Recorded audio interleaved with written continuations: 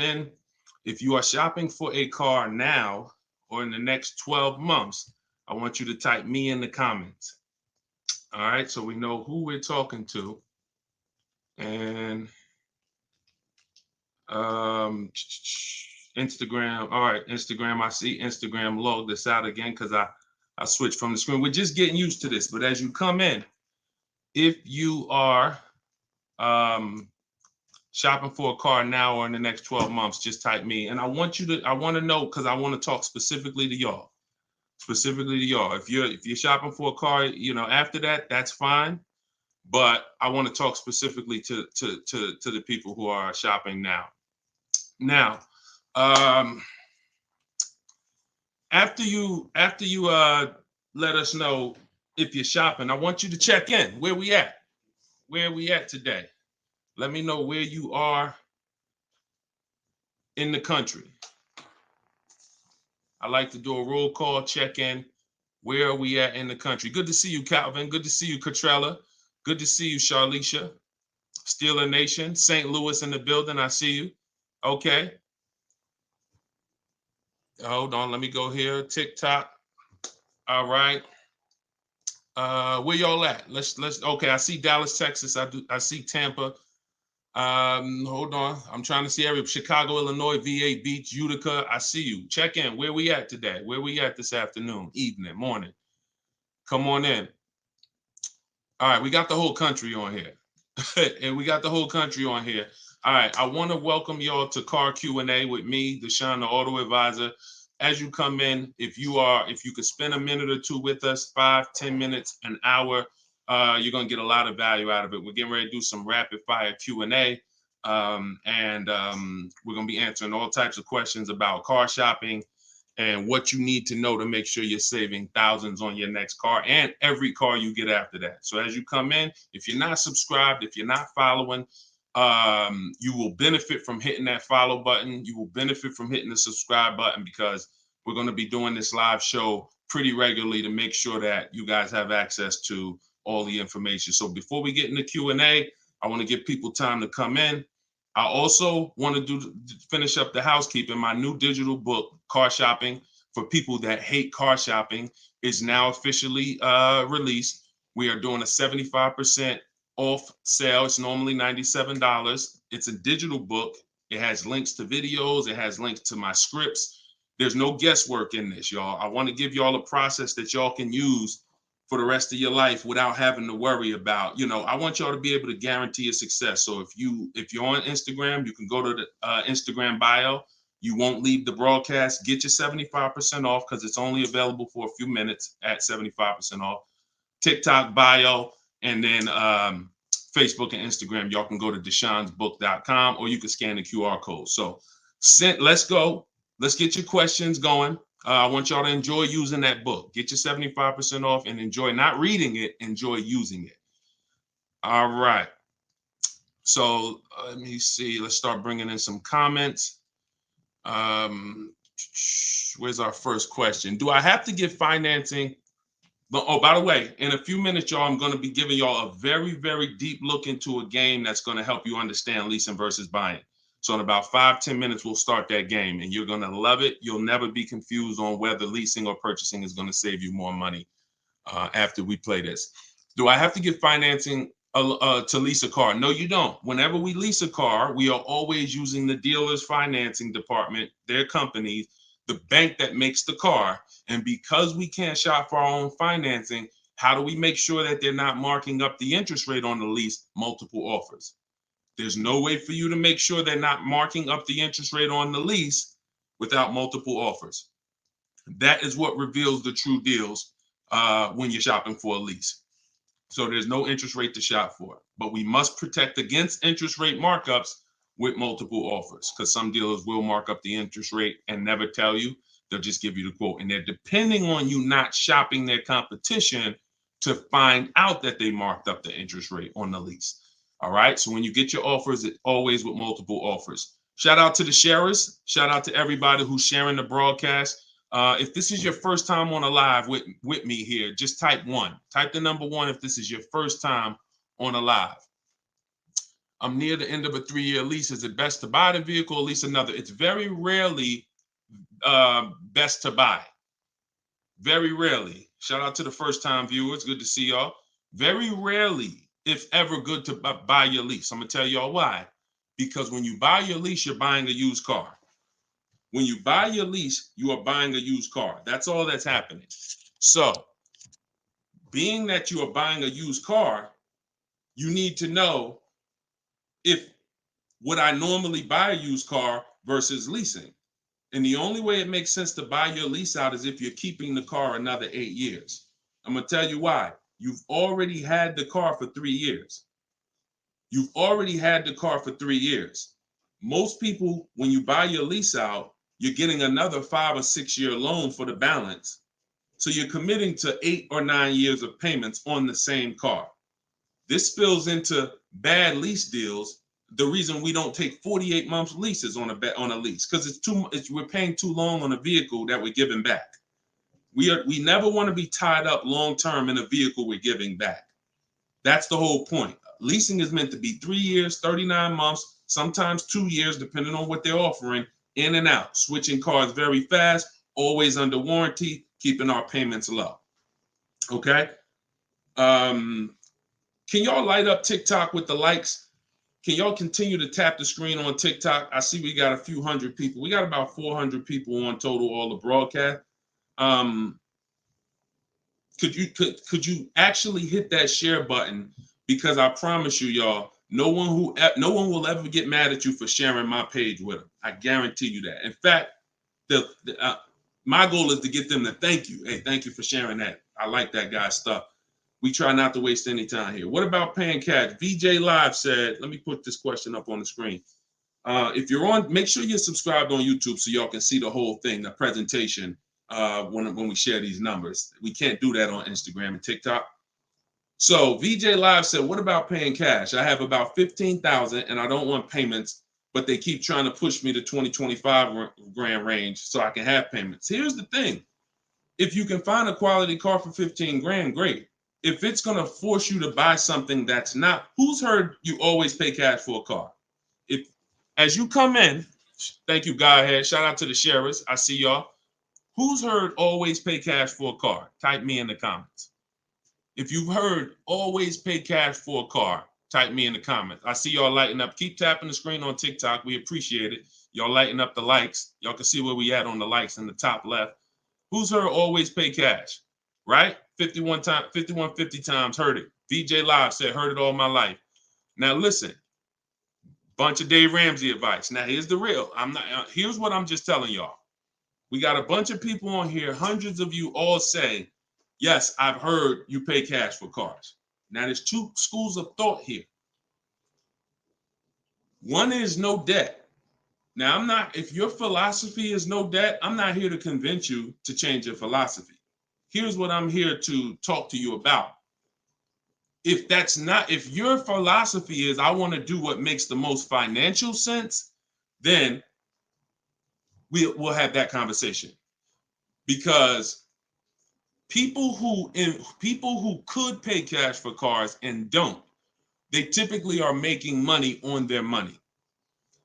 When I was in the dealership, people would come in, they would ask, what are the interest rates this month? If the interest rates were 0%, something special like 0%, 1%, 2%, 3%, if they knew that they were getting 10, 15, 20% returns on their money, they're not going to put it in a car.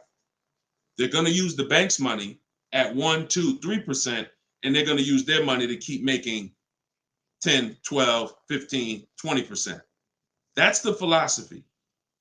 So they view that as, I'll pay 3%.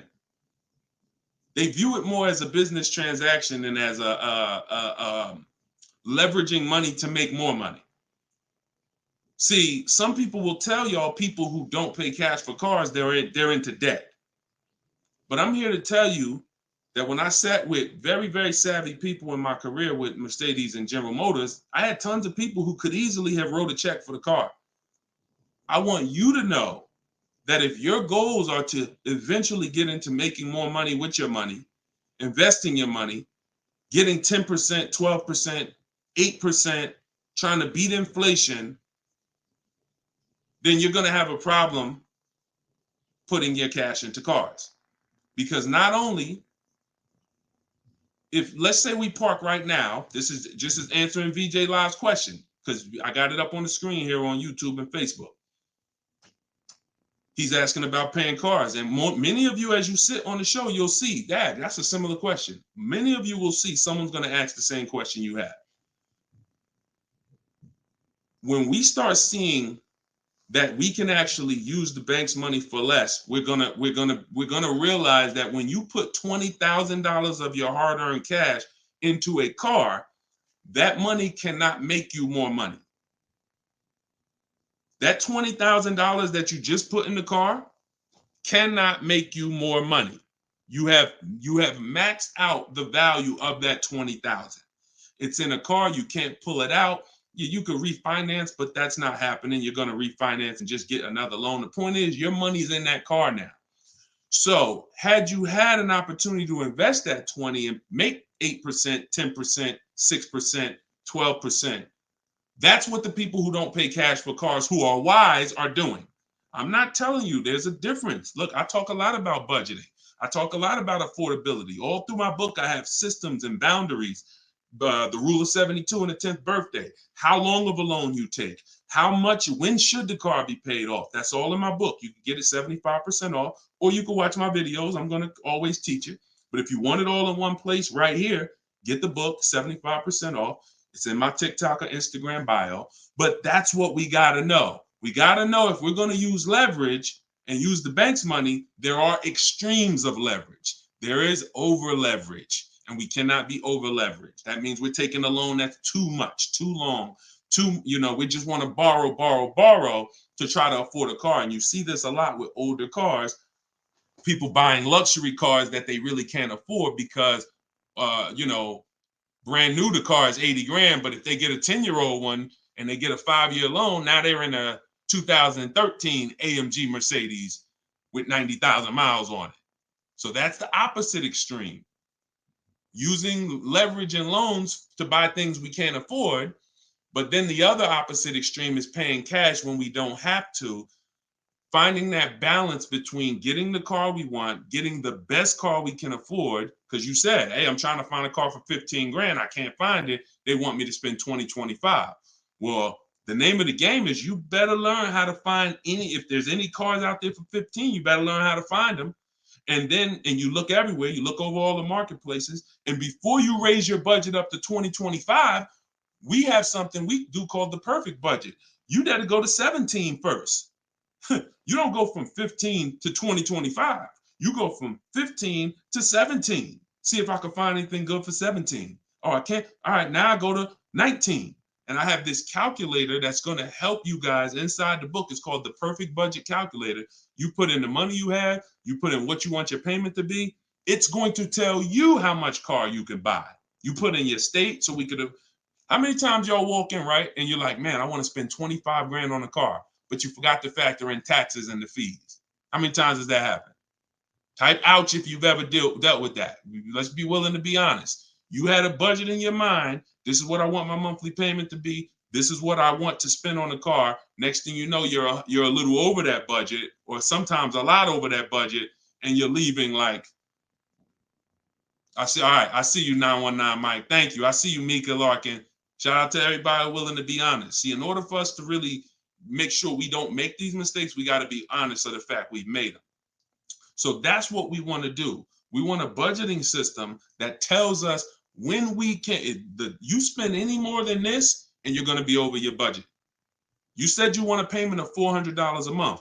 That means you said you only got $1,000 to put down, or nothing to put down. Here's what you can spend on a car. And when you use this perfect budget calculator, you're going to never go over budget. Because honestly, y'all, we don't want to be anywhere near our top of our budget. We want to be shopping under our budget. That's where I want y'all. Under your budget.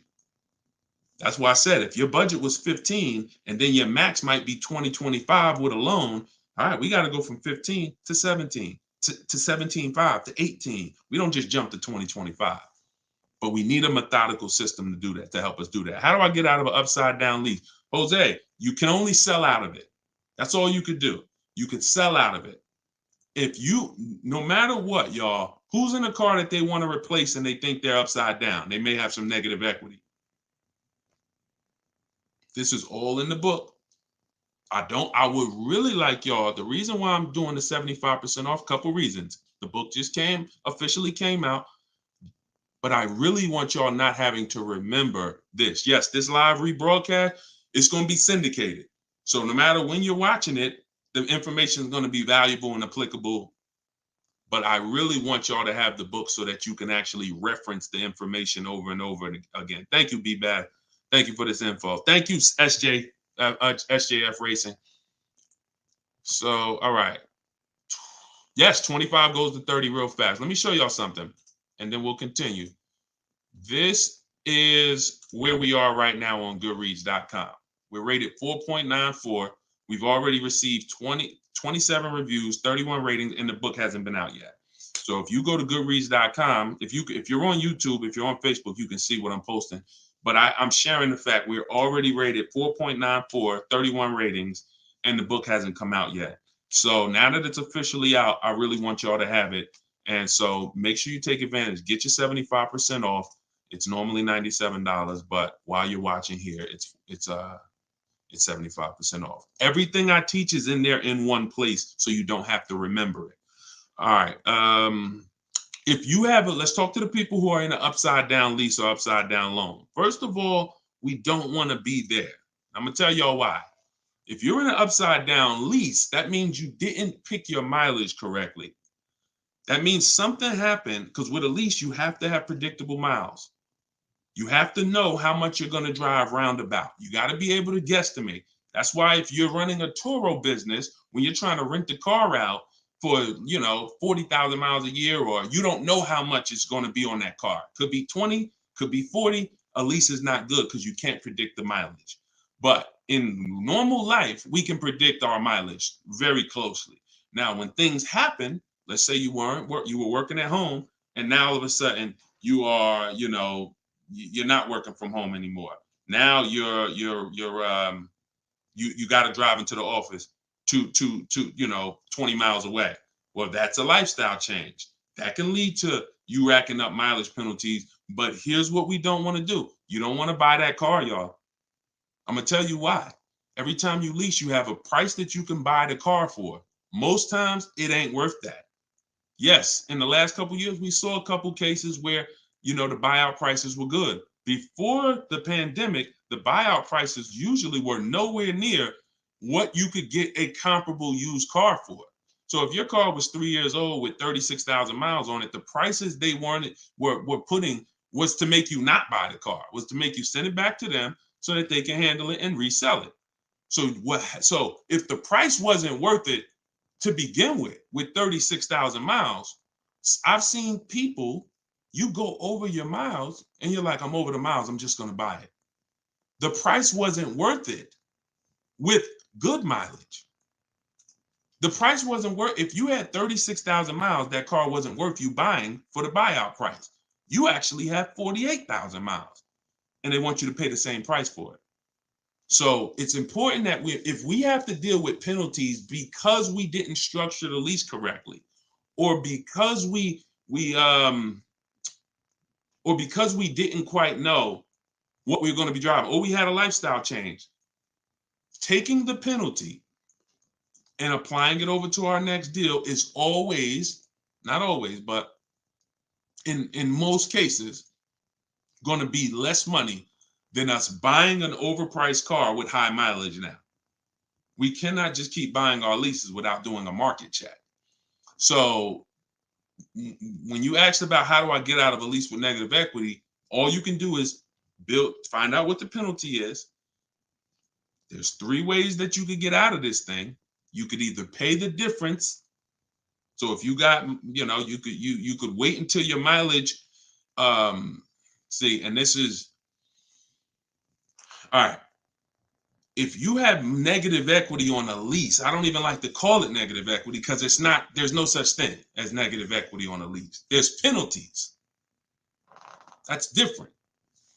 Penalties on a car you purchase. Yes, there's negative equity. You bought it, you have a loan on it, the value is not worth the loan, negative equity.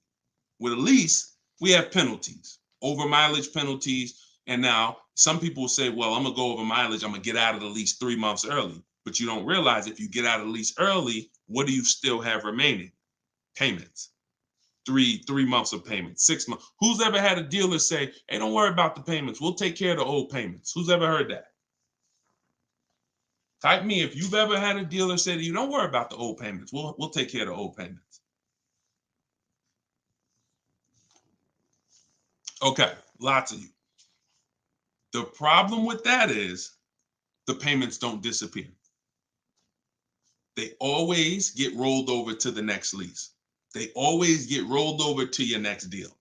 So what I want y'all to start doing is I want y'all to see that the money is not hitting. When you have negative equity, 5,000, you got this baggage from your old car, it does not go away. It gets either transferred or you can pay off the difference. So the key is to stay out of negative equity, to stay out of penalties, because yes, once you have them, they have to be accounted for. We got to find our great deal, and then we got to bring our penalties over on top of the great deal. That's all we can do. Now, you better try to see what your car is worth selling it, because you said you're over miles.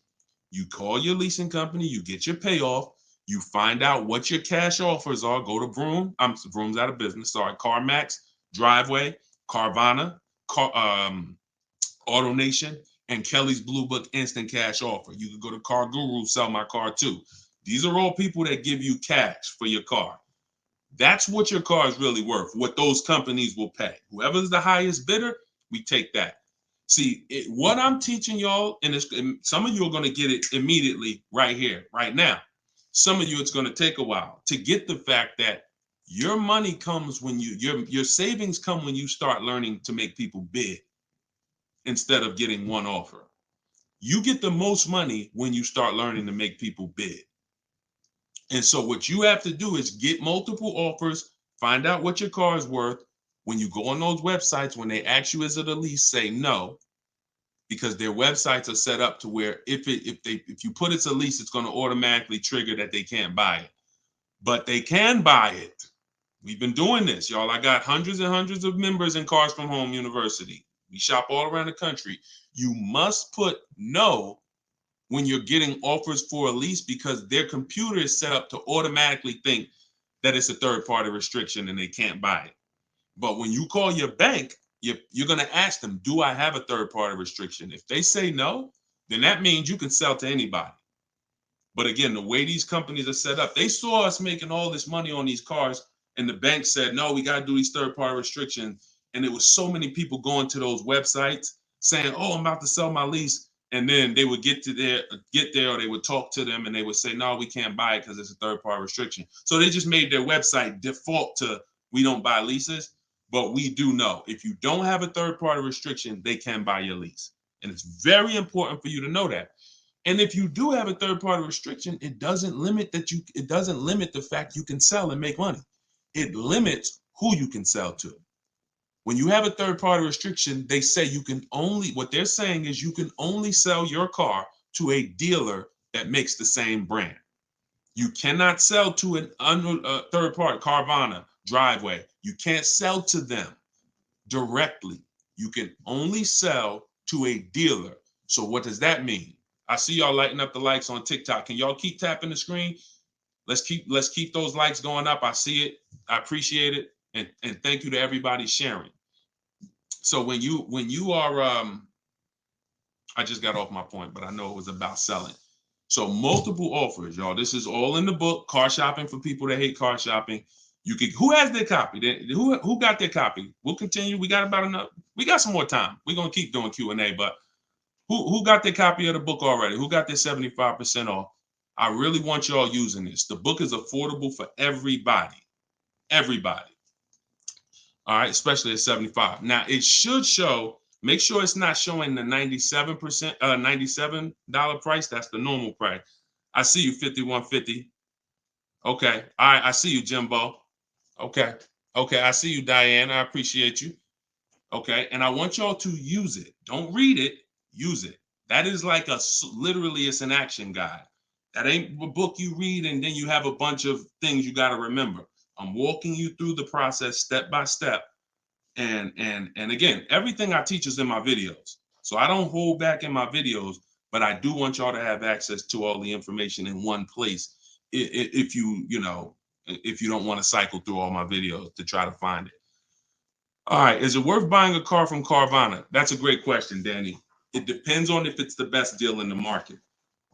Danny said, is it worth it to buy a car from Carvana? Now, you can put anything in there. You can put Driveway, any of these online sites, online car buyers, online used car sellers. But here's the game that we avoid. We cannot shop from them exclusively because here's what they try to do. They'll try to sell you a car based on variety. Hold on. My do not disturb should be on. My do not disturb should be on. So anytime you see,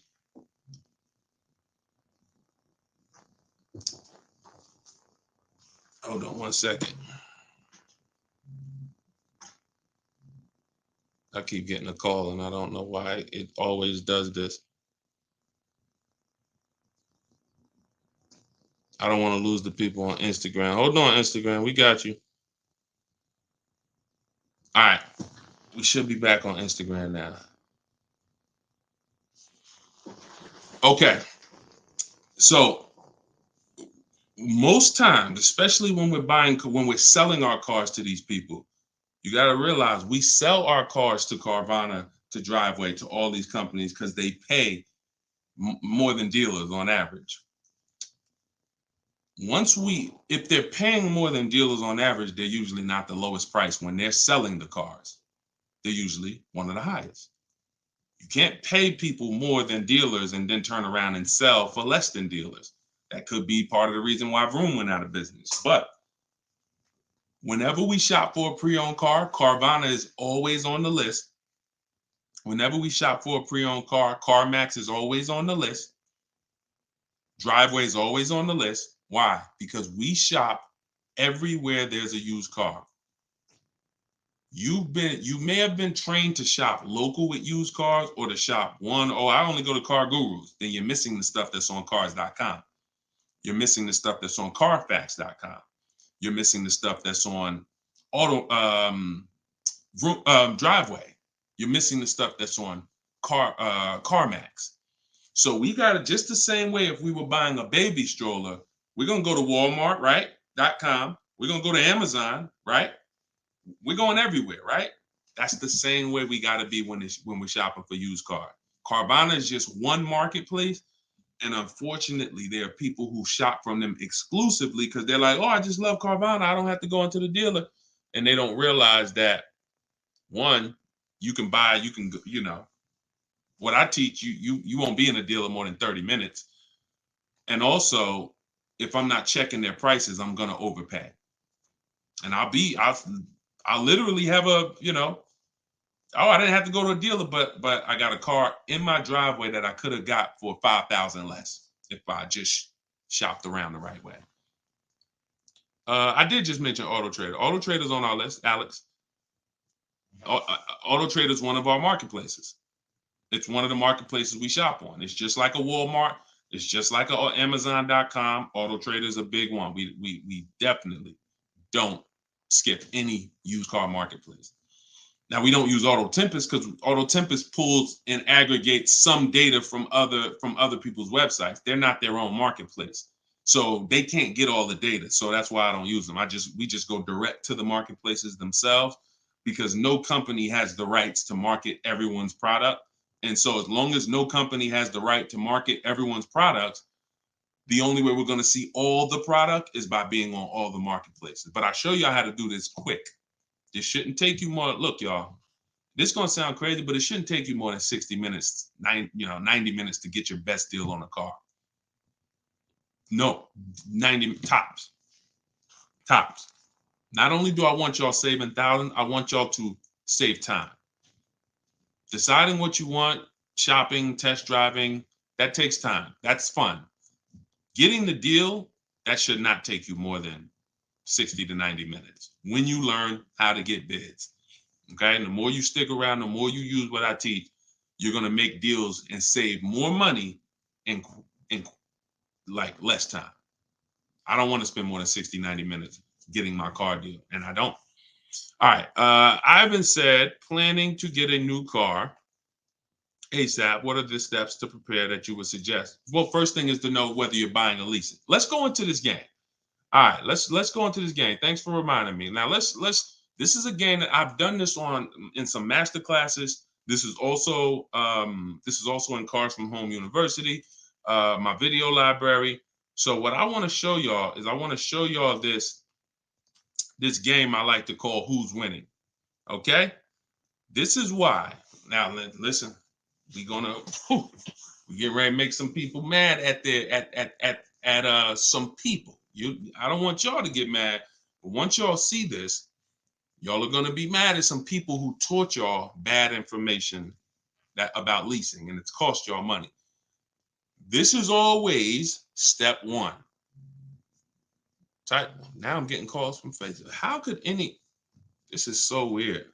I don't get how the heck I have my phone on do not disturb and I'm still getting calls.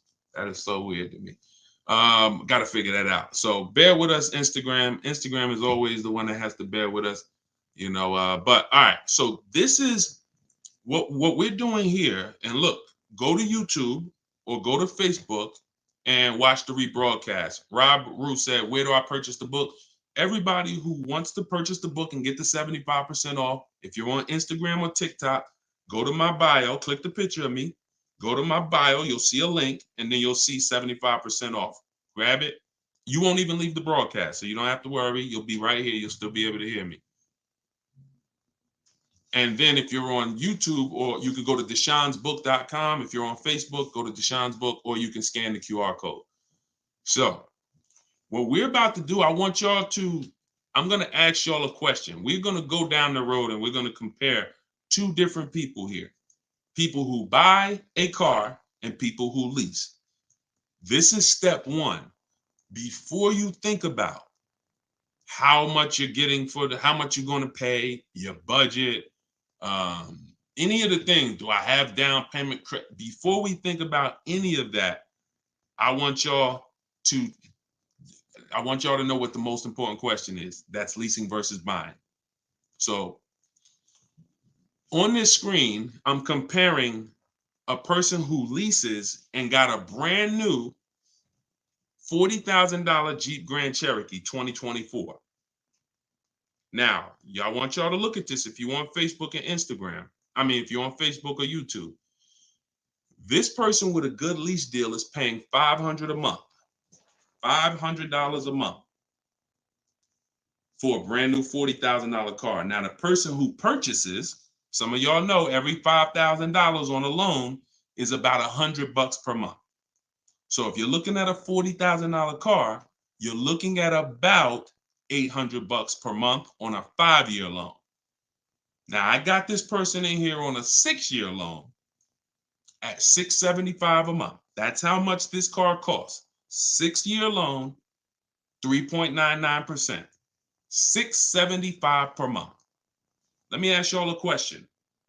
Looking at this screen, who's winning so far? Two people drive off the lot in a brand new Jeep Grand Cherokee. They have the exact same vehicle. One is white, one is gray. One person's paying $500 a month. They're leasing it. One person's paying $675 to buy it. $675 for 6 years. Who's winning, the lease or the purchase? Put L or P. We're just talking about, literally, we just drove off the dealership. You sitting in this car next to me. We got the same truck. I'm paying $500 a month. You purchased it. You're paying $675. Who's winning? The lease.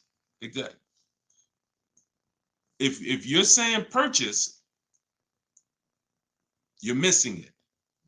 You and me are in the same car. I'm leasing the same car as you for $500 a month. You're paying $675 a month. Same exact car. Who's winning? Exactly. See, Rob, and these are the things where we can't look. There is no, the purchaser is not winning. It's not no. It depends. We have to go straight up. We have to go straight up by the numbers. See, that's where we lose at. We lose with all of this subjective, oh, well, it depends on how we look at it. No. You're driving a 2024 Jeep Grand Cherokee. I'm driving the same vehicle as you. I lease it, and every month $500 comes out of my household. Every month $675 comes out of your household. We have the same exact car. Who's winning? The lease. Exactly. That's what we got. We're gonna go down the road. And listen, go subscribe to YouTube. Watch we're gonna syndicate these episodes. So you might be watching the syndication. It doesn't change the value.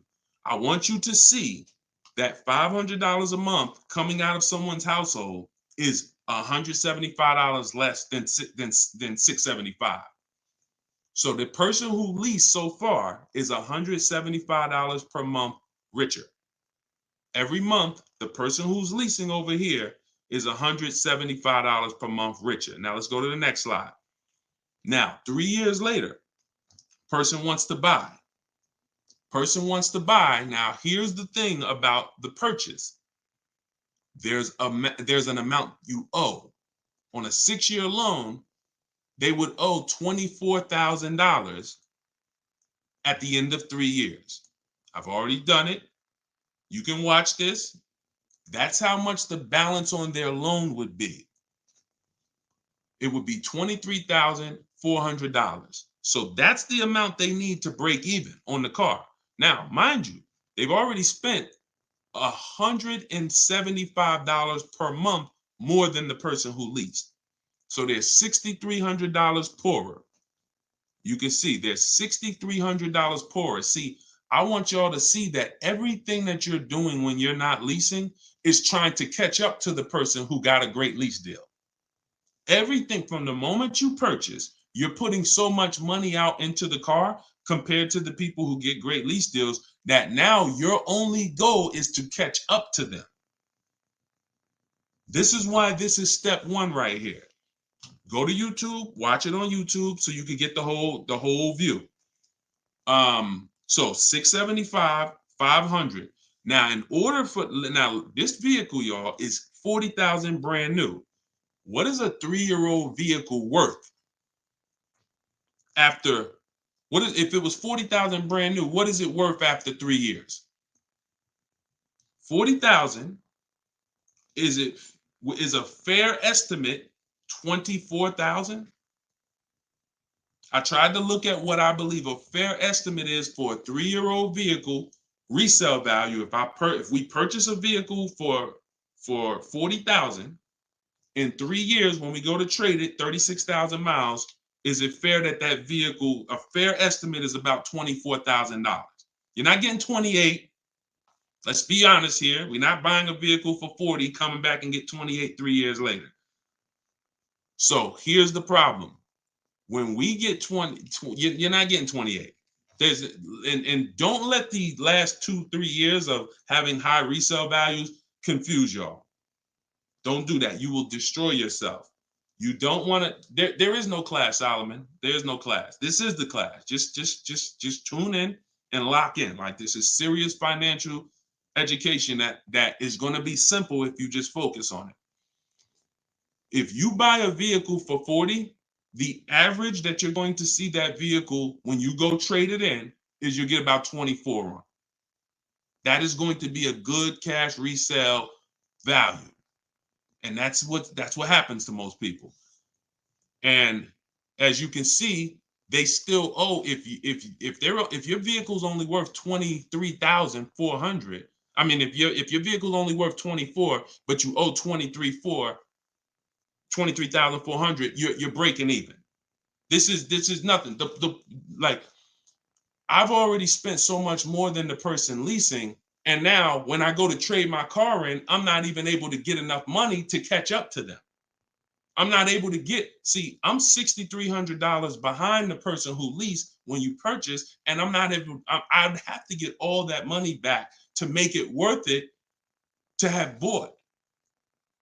That's why, y'all, when you buy your cars and trade in, you notice how much you always worry about how much you're going to get for the car. Y'all notice that if you're a person and you buy your cars and you keep them 2, 3, 4, 5, 6 years, you notice how you're always worried about, man, that's all you're giving me for my car? That's all you're giving me? Nah, you got to give me more than that. You know who doesn't worry about that? Keepers. Anybody in here who buys a car, keeps it till the wheels fall off, you never worry about what the car is worth, right? Because you're using all that value. That's what we do when we purchase. But here with a lease, you're always behind. If you purchase a brand new car compared to a person who leases, you're always behind. You can't catch up with them. You're paying too much money. So this is an intro. We didn't even talk about the fact, what if the person has an accident? And I really like wish that y'all could see this on YouTube. And can y'all see the screen on Instagram? I don't know. Are y'all able to see the slides on Instagram? I don't know what view y'all have on Instagram, but we're not talking about if the person has an accident. If the person has an accident in the car that they own, you lose two grand of your value. So the buyer is always behind. Now we can go down the road. When we go down the road, you'll see that eventually the person starts catching up, but it's only after 8 years. You can't catch up to somebody who's paying $175 a month less than you to drive the same car as you. That money just keeps adding up. And we were taught that we're supposed to purchase, but only if you're long term. That is when you purchase. 8 years, nothing more. All right, so I got to see how I'll probably try to do this and go deeper when I can get some. It's hard to do it because they can't, everybody can't see it. So just watch the replay of it, and you'll be able to see it. But this is the difference, y'all. Queen Mama said, "I'm a keeper and I need to break. I need a break from car payment." See, but let me ask you. Can I ask y'all a real question? Why are car payments the only payments we need a break from? Let me ask y'all a very real question, because car payments we need a break from, but we're okay with cell phone payments. We're okay with insurance payments. We're okay with car insurance payments. We're okay with, this is like a cost of living. And I don't have a problem when it comes to financially, I want to pay cash for a car, and I'm just going to keep my debt down, and I'm going to make sure that, the interest rates are high right now, so I'm not going to look to borrow. I'm just going to pay cash. That's fine. Paying cash as a savvy move is like, the bank's money is too expensive. I'm not investing. I'm not investing my money in anything. I'm just going to pay cash. But why are car payments the only ones it's the only payment we look and say, well, I want to avoid that. We don't do it with houses. We don't do it with anything else in life. And sometimes it makes us get a bad car because we like, oh, I'm just going to save up $8,000. I'm just going to say. Meanwhile, if we knew how to properly structure our deals, we can get the best car for our budget, under our budget. Because y'all know all cash is saved up payments, right? All people be like, oh, I'm going to pay cash. If you save up $20,000, that's just a bunch of saved up payments. Yeah, she said, I'm tired of house payments too. I understand. And again, if we have the cash and we can go and we can look, I'm going to teach you how to pay cash for cars if it makes sense. And if you have cash, that's great. We got to make sure we get the best price on the car. But at the same time, you need to know when it doesn't make sense to pay cash. If they're doing 0% financing on the car you want, why wouldn't we use the bank's money at 0% and let our money continue to make money, or continue to keep our cash free? So again, because there's nothing to justify it. There's nothing to make it make sense. Oh, I don't want car payments. I don't want any of the payments that I have in my life.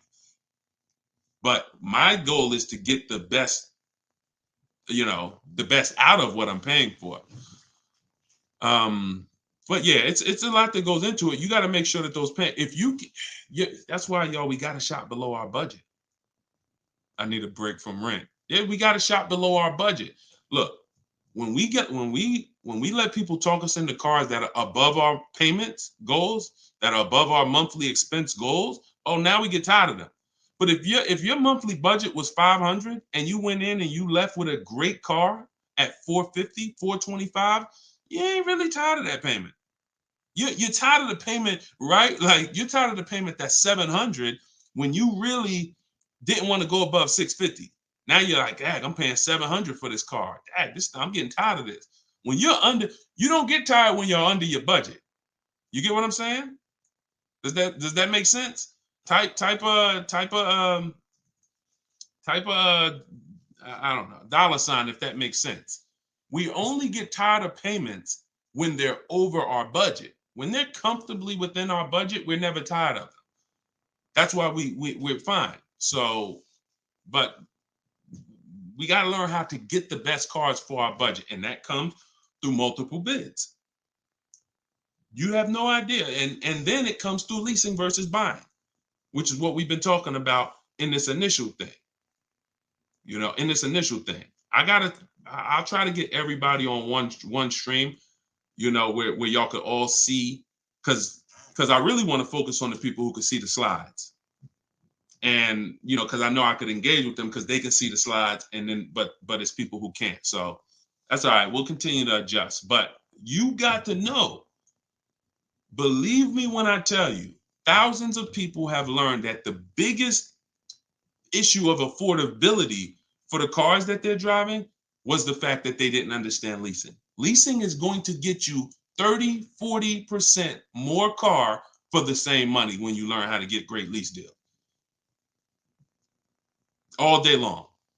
So if it's people who driving a daggone $50,000 car, they got a $900, $1,000, $1,100 a month payment.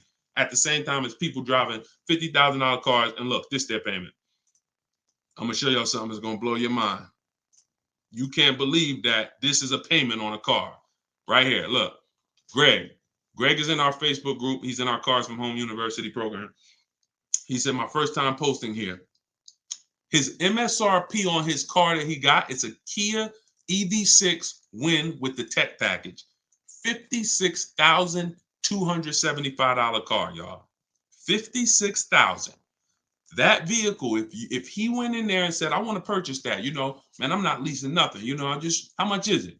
That vehicle is $1,100 a month on its best day. 5-year loan, $1,100 a month. If he stretches out the loan 6 years, maybe it's $1,000 a month. I don't ever recommend you go above a 6-year loan. When we get into structuring our deal, y'all gonna hear me talk about the rule of 72, 10th birthday. We don't ever want to go above a 6-year loan. It's very risky, and it's a sign of affordability. We can't afford the car. It's like a 40, 50-year mortgage. So the point is, if he walks in to get that car, he's leaving with a $1,000 car payment. Same car. Look at what he got, y'all. Shopping multiple offers. The dealer that won the bid, his payment is $527 a month. $527 a month. He gave him first month's payment, and he drove off. He said no other dealer came close. Some people may have shopped that car and said, Deshone, I was shopping a lease for that car. They was telling me it's $800 a month. Absolutely. That's normal, because the overpriced dealers that we don't buy from are going to take their shots. But in order for us to see that, wait, this car is not really $800. The best deal on this car is $527. We have to shop multiple offers. Now, it's not always going to be that dramatic, but I promise y'all, when y'all shop multiple offers, it's going to blow your mind.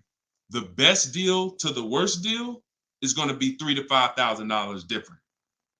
And you're going to see that some of the dealers that you've trusted the most, that you've been buying from, maybe your family been buying cars from them, some of them may be the ones to take the biggest shot at you. So you have to shop multiple offers. But y'all see how there's no comparison to that deal Greg just got? $527 a month. Another person is driving the exact same vehicle paying $900. This is how, when y'all see these videos of that, people average car payment is $1,000. How? Because they don't understand leasing. They don't understand leasing. Once you understand leasing, you'll understand how these people are getting jammed up and how you may have gotten jammed up in a high car payment for a car that you might feel like, oh, I'm paying way too much money for this car. And then the opposite side is, if we are purchasing, we have to make sure we are getting the best price for the car and we are getting the best interest rate we can get. Does he lease to buy? No, we don't do lease to buys. We don't mix the two. Leasing is its own benefit. That's a great question. Great question. Let me put the banner back up for those of you who want to get the book. See, if you don't want to have to remember all of this, grab your book. My new book is called Car Shopping for People That Hate Car Shopping. It's digital, so you could download it, be literally using it in 2 minutes, and just go to deshonsbook.com. It's 75% off for our launch, and you can get your copy. If you're on Facebook or if you're on Instagram or TikTok, you could go right to my bio. Click the link in my bio, get your copy while it's 75% off. Price goes back up to $97, I think, after 30 minutes. All right, so your payment is over $1,100 now, and look, that means your loan is probably somewhere around 60 grand or more. Depends on how much it depends on what your term was. So if your payment was $1,100 a month, on a 5-year term, that's a $60,000 loan. That's about a $5,500 loan on a 5-year term. So you want to look at other ways to acquire that car. Is there a way that I could have been in this car for less money? Now, watch this, Gigaware, because he's being honest. My payments is $1,100. If you are buying that car and your intention is to keep it, and that means your intention is to keep it for 8+ years, you're going to pay off that car, and then you're going to just, start to catch once you don't have a car payment, you can start to catch up to the person who leased, because the person who leases is always going to have a payment. That's the downside about leasing. There is no opportunity for you to pay off the car, and you don't want to. Again, it's not like when you're not keeping cars long enough, you're getting great lease deals. The goal is not to pay off the car. The goal is to drive the most car I can for the least amount of money. That's the goal with a lease. The goal with a purchase is to now pay off the car and start to now keep the car long enough for the depreciation to cool off. Depreciation is the value that it loses every year. Thank you, Becky. Good to see you as well. Long time. Great to see you. So depreciation is the value the car loses every year. When you buy a brand new car, you lose 20% the first year. Then you lose 15%. Then you lose 15%. Then you lose 12%. Then you lose 10%. And as you keep the car longer, it gets to a point where you're only losing 5% or so a year. But you must keep that car long enough to get to that point. And what many of you have been taught to do, you may have been taught to, man, I buy my cars and then I'm replacing them in 3 years. I'm replacing them in 5 years. Now I'm replacing my cars when they're losing the most value. That's not when you want to replace a car. You now bought the car, it's losing value like crazy for the first 6-7 years. Now, perfect. It's going to cool off now. It's paid off now. Now I can start to recoup some of all that money that I put into that car. But most people don't do that. You may have been taught, I just go and get another car and I start the process all over again. So not only are you never getting to benefit, not only are you always having a payment anyway, you're not getting the benefit from all the money that you're putting into these cars. You're never allowing the depreciation to cool off to where you got no car payment and you just got a car out there and you can stack some of this money up. It just happens all the time. It's an issue of not understanding leasing. Leasing is for short-term people less than 8 years. Purchasing is for long-term people more than 8 years. And don't worry, we'll continue to go deep on this. All in the book. So anyway, anybody who wants to really know this and have it all in one place so they can use it, if you're shopping for a car now or in the next 12 months, you need this stuff right now. You know, I got tons of videos all over all my Facebook pages. But if you want all the information in one spot, get your book at 75% off. Just make sure that it's not showing the $97 price. Whenever you click to the website, make sure it's showing the 75% off price. So you can purchase off the bank loan. I don't know what you mean by that, Skinner. Is it smart to lease and then buy it out? No, see, and again, that's a very common question. Yo, what's the benefit of that? I mean, somewhere along the lines, we heard about leasing to buy. We don't want to, you're only leasing because you don't want to buy the car. You're buying the car because you want to keep it and take care of it for the long run. I see you, Dr. Coop. Congratulations. She said, I got the book. Enjoy it. Use it. Don't read it. Use it. And, I really can't wait to hear your success story. There's no reason. Look, when I'm going into a lease, and you got to have this in your tool belt. Some of you, your children are not going to keep a car 8 years. You're going to need to set them up to get a great lease. Yeah, you might be a person who like Deshone. I just buy my car, man, I keep it 10 years. If that's you, type K for keeper. Most times, if you buy your car, you keep them 10 years, type K in the comments for keeper. Thanks, Ambi. Said keep killing it. Appreciate you. If you are, the book is called Car Shopping for People That Hate Car Shopping.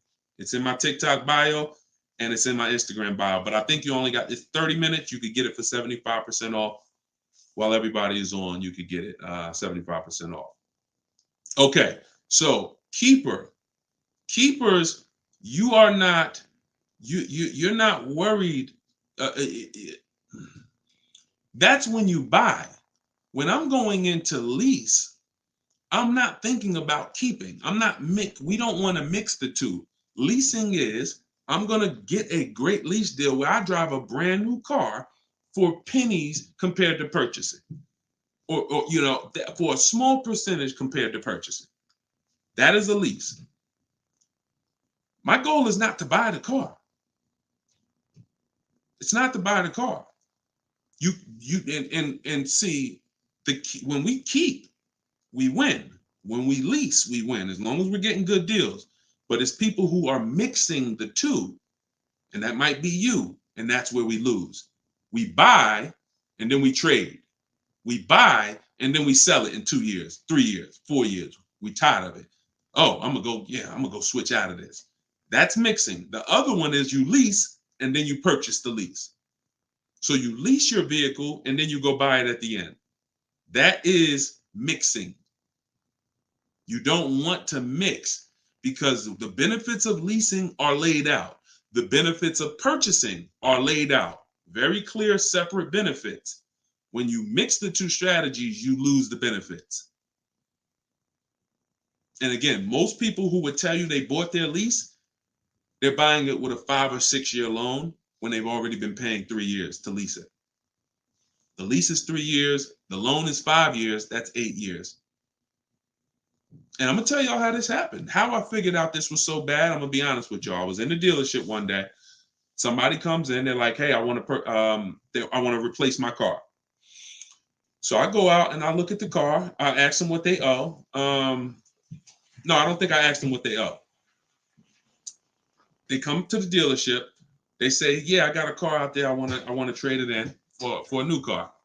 And I'm like, okay, that's pretty normal. Let's take a look. Here's what happens. I say, what year is it? And they'll say, well, it's a 2018. I'm just using like a real example. Like they say, oh, it's a 2018. Now I'll ask them, how long have you had it? And they'll say, well, I bought it brand new. So I've had it 5 years, 6 years.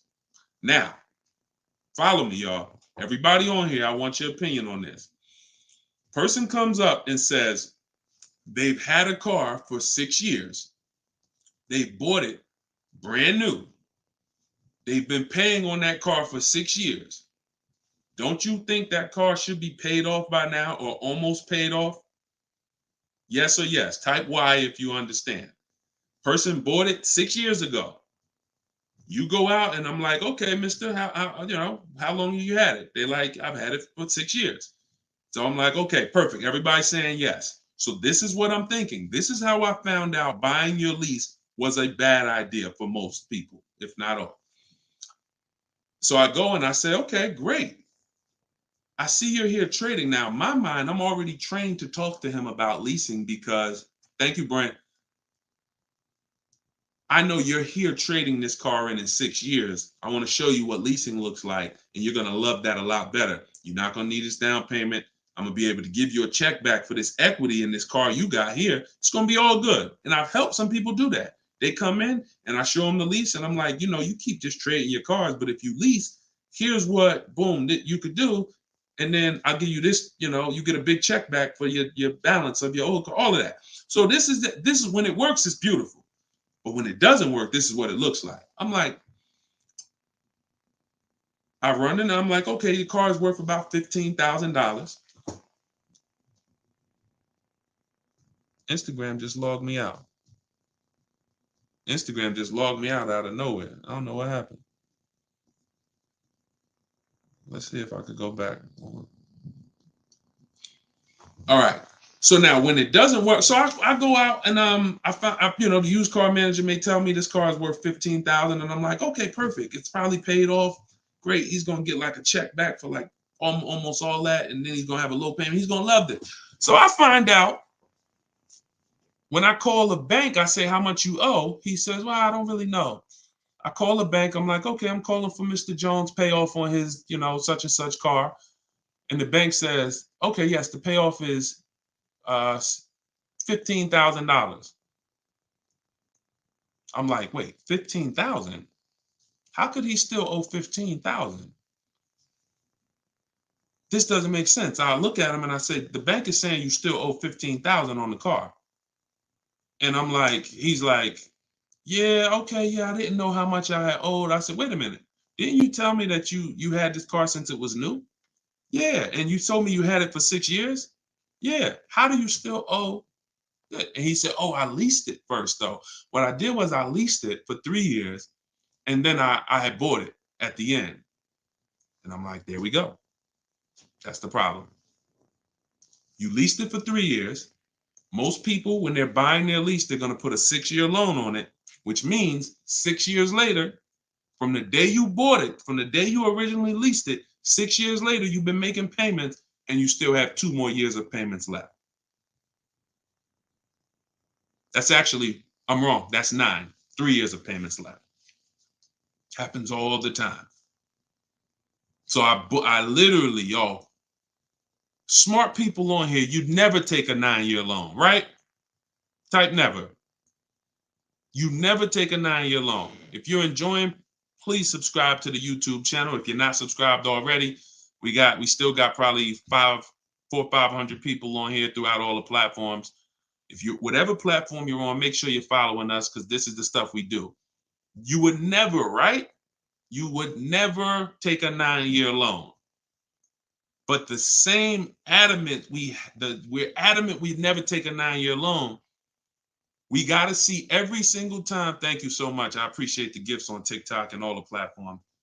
We got to take every time we hear about buying our lease out, unless we're going to pay cash for it, which is another discussion. But most people are not. They're going to take a 5 or 6 year loan out. So as soon as you hear lease to buy, as soon as you think lease to buy, I want you to think 8 or 9 years of payments on the same car. That's why it's a bad idea. That's why it's a horrible idea. Okay. Now, if you are comparing, we had somebody in our group yesterday who was asking about buying his lease out because he's going to give the car to his parents and because they're going to keep it long term. And the value of the car compared to the value of a similar used car is a great deal. That's different. Buy it. Because all you're doing when you're buying your lease is you're buying a used car. It's your car. I used to help people buy their lease. Hey, they come out of the office. We switch the plates because we got to re-register the car. And I'm like, okay, so how was it? Now, they just signed up for a 5-year loan, 6-year loan on a car that they've already been in for 3 years. They're not really excited about it. You know, I've had the car for 3 years. At least when you go buy a used car, you're excited about it. You're excited. Oh, nice. It's new to me. But when you buy your lease out, you're not really excited. Thank you, man. Y'all going crazy with these gifts and everything. I appreciate it.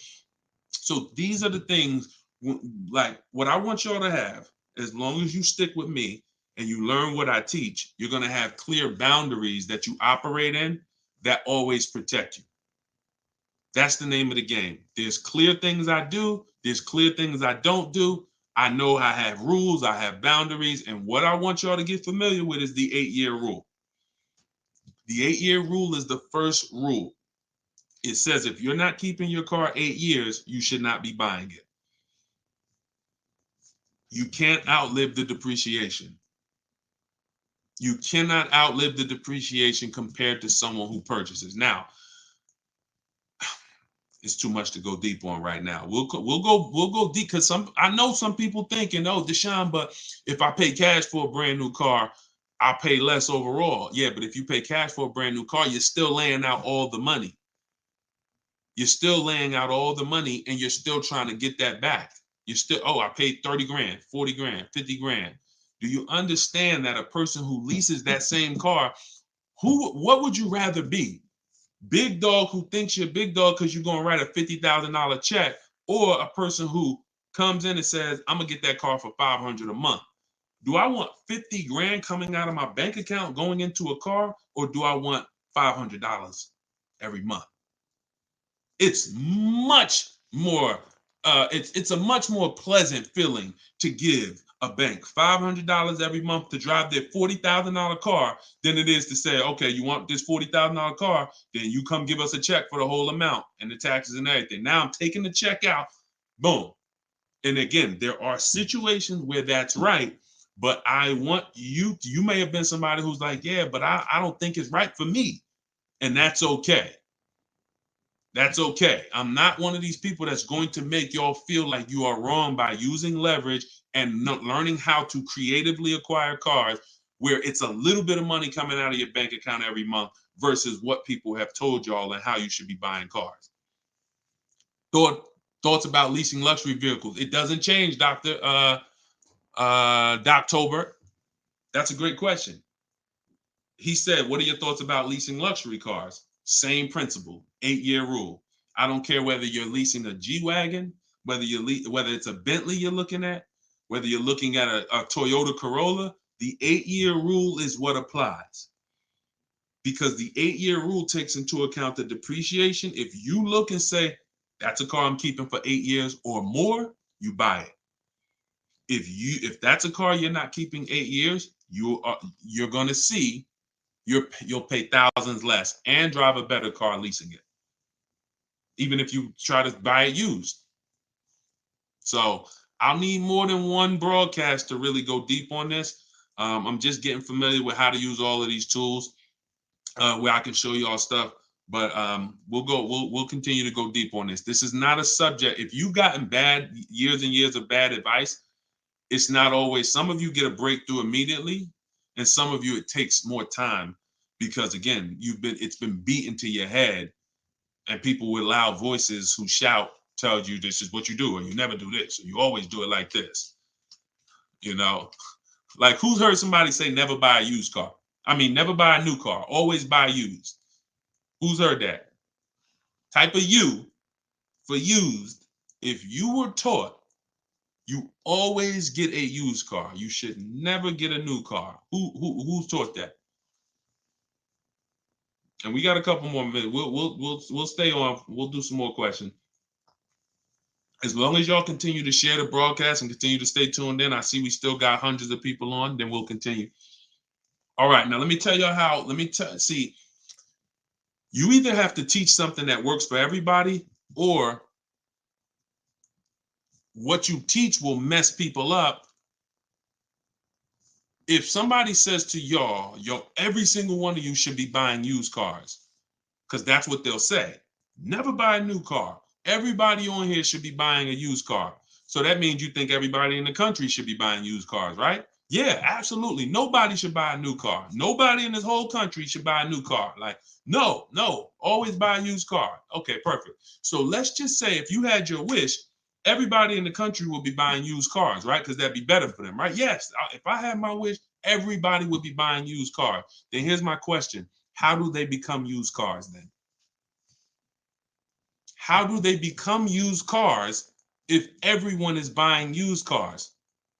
I want y'all to think about this. If you had your wish, you could snap your finger, Mr. Financial Advisor, whatever you teach. How could everyone buy used cars? It's impossible. The cars come in new. They don't just, so if everybody was buying used cars, what's happening to the new cars? They're just sitting there. And then, so that's not a practical solution. How do we acquire? Who should be buying brand new cars? People who are going to lease them, and people who are buying new cars, who want to purchase, keep long term, and you could afford new. That's only if some people say, Deshone, I want to buy. I'm not leasing, I want to buy. I keep my car, but should I buy new or pre-owned? That depends on budget. That depends on, unless you want one specific from a year, sometimes it'd be like, oh, I want this special year. But if it's a case of, you know what, I could afford both. Should I buy new? Should I buy pre-owned? That's a matter of budget and preference. If I could afford a new one and I can keep it long enough to outlive the depreciation, then I'll buy new. But if I can't afford to get a quality vehicle for my budget, then I'll buy pre-owned. And some people want to treat themselves. Some people like, I only get a new car every 10 years, Deshone. I'm going to get something new. That's fine. That's fine. As long as it's long term, because time heals all wounds. We killing the likes on TikTok too. I appreciate everybody tapping the screen. Y'all still running the likes up. Appreciate it. Shout out to the subscribers. If you haven't subscribed to us on YouTube yet, please, we invite you to subscribe. This is what we'll do. You'll get notifications of when we live, so you can make sure you tapped in. I see you, Barbara. She said, I just bought the book. I appreciate everybody who got the book at 75% off. This is the launch. I'm excited. As y'all saw earlier in the broadcast, we're already rated 4.94 on Goodreads.com. We got 31 reviews. That book, Car Shopping for People That Hate Car Shopping, has been really changing people's lives and the way they shop. It's a tool. It's not something you read. It's something you use. So get your copy at deshonesbook.com, 75% off, or you can scan the QR code, or if you're on Instagram or TikTok, just go to my bio. And as long as you're seeing this, you still should be able to get it at the 75% off price. And it's immediate download. So, and you'll see as you read it, there's a reason I had to make it a digital book. I couldn't print it because it links to videos, it links to docs, I got scripts that it links to. There's no way I would have been able to do it printing the book. And then also, sometimes I need to update stuff, like Vroom went out of business 2 months ago. If I would have printed the book, now Vroom is, I need to be able to update real time when something happens, and I couldn't do that with a print book. I didn't want thousands of print books out there, and then something changes, and now I got to tell people, oh no, you got to get volume 2 now. You know what I'm saying? Thanks, Angelina. All right, so Dr. Coop says, I have a paid off Toyota. I don't want to trade it. Should I have a down payment? You don't need, look, if you can find a deal on the vehicle you want below your budget with no down payment, then do it. You said you have a paid off Toyota. You don't want to trade it in. Now, here's what I ask people. You put the vehicle to use, because if you're going to go and get another vehicle, then you're going to be paying for that vehicle. You don't really want, the only people I recommend have an extra vehicle is if you're a high mileage driver. Who's a high mileage driver? You're driving over 20,000 miles a year. Over 20,000 a year, type HM for high mileage. These are the only people that it benefits you having a paid off car like this. So sometimes it's worth it to buy your car, pay off the first car. And here's what I like. All right, so we got a lot of high mileage drivers watching right now. So I have a strategy in the book, and what you'll hear me talk about is really 2 routes for high mileage drivers, so that y'all can stop having all this negative equity when you come in to replace your vehicles. What typically happens with high mileage drivers, and the reason I suggest to them 2 cars, 1 car payment, is because they're putting so many miles on their vehicle, but your loan is a normal loan. Your loan is a 5-year loan or a 6-year loan. Those loans are made to go down for the normal or average driver. And even the average driver is going to have negative equity on these loans in the short term. So when you are destroying the value of your car because you're putting 20,000, 30,000 miles a year on it, it's going from being worth 20 grand one year to now it's worth 12 grand the next year because you put 30,000. You're destroying the value of it, but the loan that's attached to it is not moving. This is the indicator that the loan and the purchase price or the value of the asset is totally unrelated. They're unrelated. They don't matter. That's why you have to make sure you get a good price on the asset. You can't just pay attention to what is my loan doing, because your loan doesn't tell you what you're really in the car for. So check it out. You now are putting all this mileage on your car. You come in 4 years and you're like, hey, you know what? Car got 200,000 miles on it now. Let me go ahead and trade this thing in. Problem is 200,000 miles, you still got 2 years left on the loan. You still owe 15 grand. You still owe 12,000. You still owe 20,000. And you are now seriously hurting your value, your next deal, because all that baggage you got to come to this next deal. The solution to stay out of that is to make sure that you are having either, I teach either 2 routes. Well, the third is really just be a long-term person. You could drive 30,000 miles a year. And if I'm a long-term person, I'll just have 300,000 miles on my car in 10 years. And then I just go switch it. It's keepers here that's long-term people, high mileage drivers, and they get their car. That thing got 250,000 miles. It's mostly highway. And in 8, 9, 10 years, they go and they replace it. No need to lease. Again, continuing theme. Long-term, don't think about leasing. Because some people who just tune in and they catch a brief, oh, is this so everybody should lease? No. That's what I'm trying to tell y'all. Long-term people, long-term purchase, you buying a car for your kid in college and they're like, yeah, I'm going to keep that thing for 10 years, man. You know I'm boring. Great. But most kids are not. They're like, hey, when I get my job, when I turn 24, I'm probably going to want something different. So if you're not a long-term person, you should be purchasing. But I mean, you should be leasing. But going back to the high mileage, y'all, this is how it works. The 2 strategies for high mileage drivers is to have one separate car. You pay that thing off. And now that becomes your mileage car. And you go and lease a nice car. This is beautiful. This prevents you from having 2 car payments. And this allows you to have a nice car that you're not destroying. So you pay off that first car. If you're going to go this route, your first deal is a purchase, because you're going to get that first car, pay it off, could be new, could be used, but it must be quality. Pay it off. And as soon as that car is paid off, now I go lease my nice car. So I might be putting a high mileage on that first car I'm buying, but once I go lease my nice car, now I got a payment over here. My nice car is over here. And this is when I take out to dinner. This is when I want to go out and have a good time. I don't want a car that I'm just always putting, 30,000 miles a year on. Now I split it. And this has allowed so many high mileage drivers to continually be able to predict what they're going to put in these cars, because now they can't. You cannot predict how much y'all are spending on these cars, high mileage drivers. Y'all are losing so much on resale value. Your loans are just so high and they're moving slow. You don't know how much you are losing, but I break it down for you. It's thousands. You can't destroy the value of a car and then go trade it. It follows you. So that's one strategy. Second is a high mileage lease. Second is straight up. First time I experienced this, I had a guy came in and he was bringing back a lease with 75,000 miles on it. And I asked him, I said, man, I didn't even know. And that's my ignorance. I was selling cars and I didn't even know that was available. And I said, let me ask you a question. How long you been doing these, like, what do you do? He's like, I'm in sales. Like I do 25,000 miles a year, every year. I said, okay, wow. And you lease your car? He said, yeah. Because I already know what a good lease deal is. I just didn't really take into account back then. This is probably 2015. I didn't take into account a high mileage good lease deal. And when he told me what his payment was, And he said, yeah, I come back 75,000 miles. I drop that thing off. I pay my payment every month. Now here's the thing. He might only be paying $150 or $200 a month more for his super high mileage.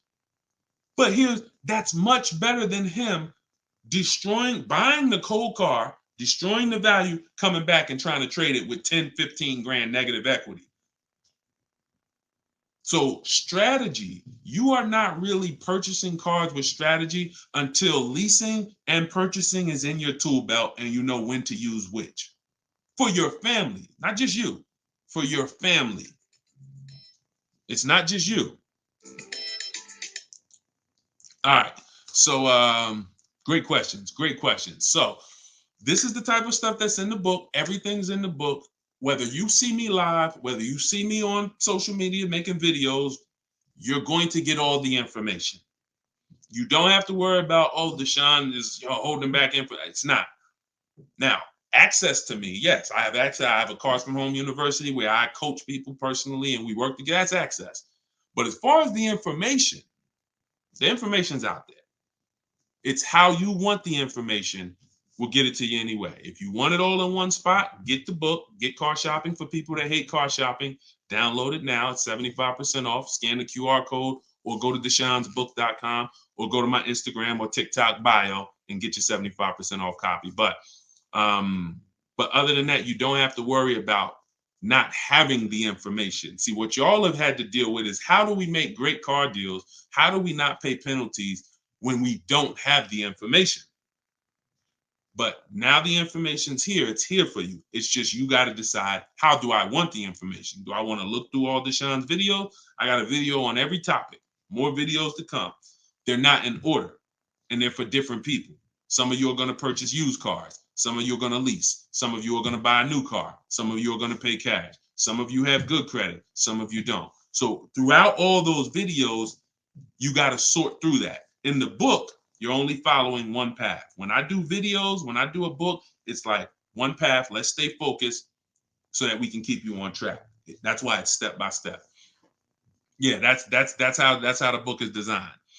All right, how do you purchase a vehicle without proof of income? That's tough. You need other things that are going to weigh. That's a good question. So if you don't have proof of income, credit profile gets you approved, not credit score.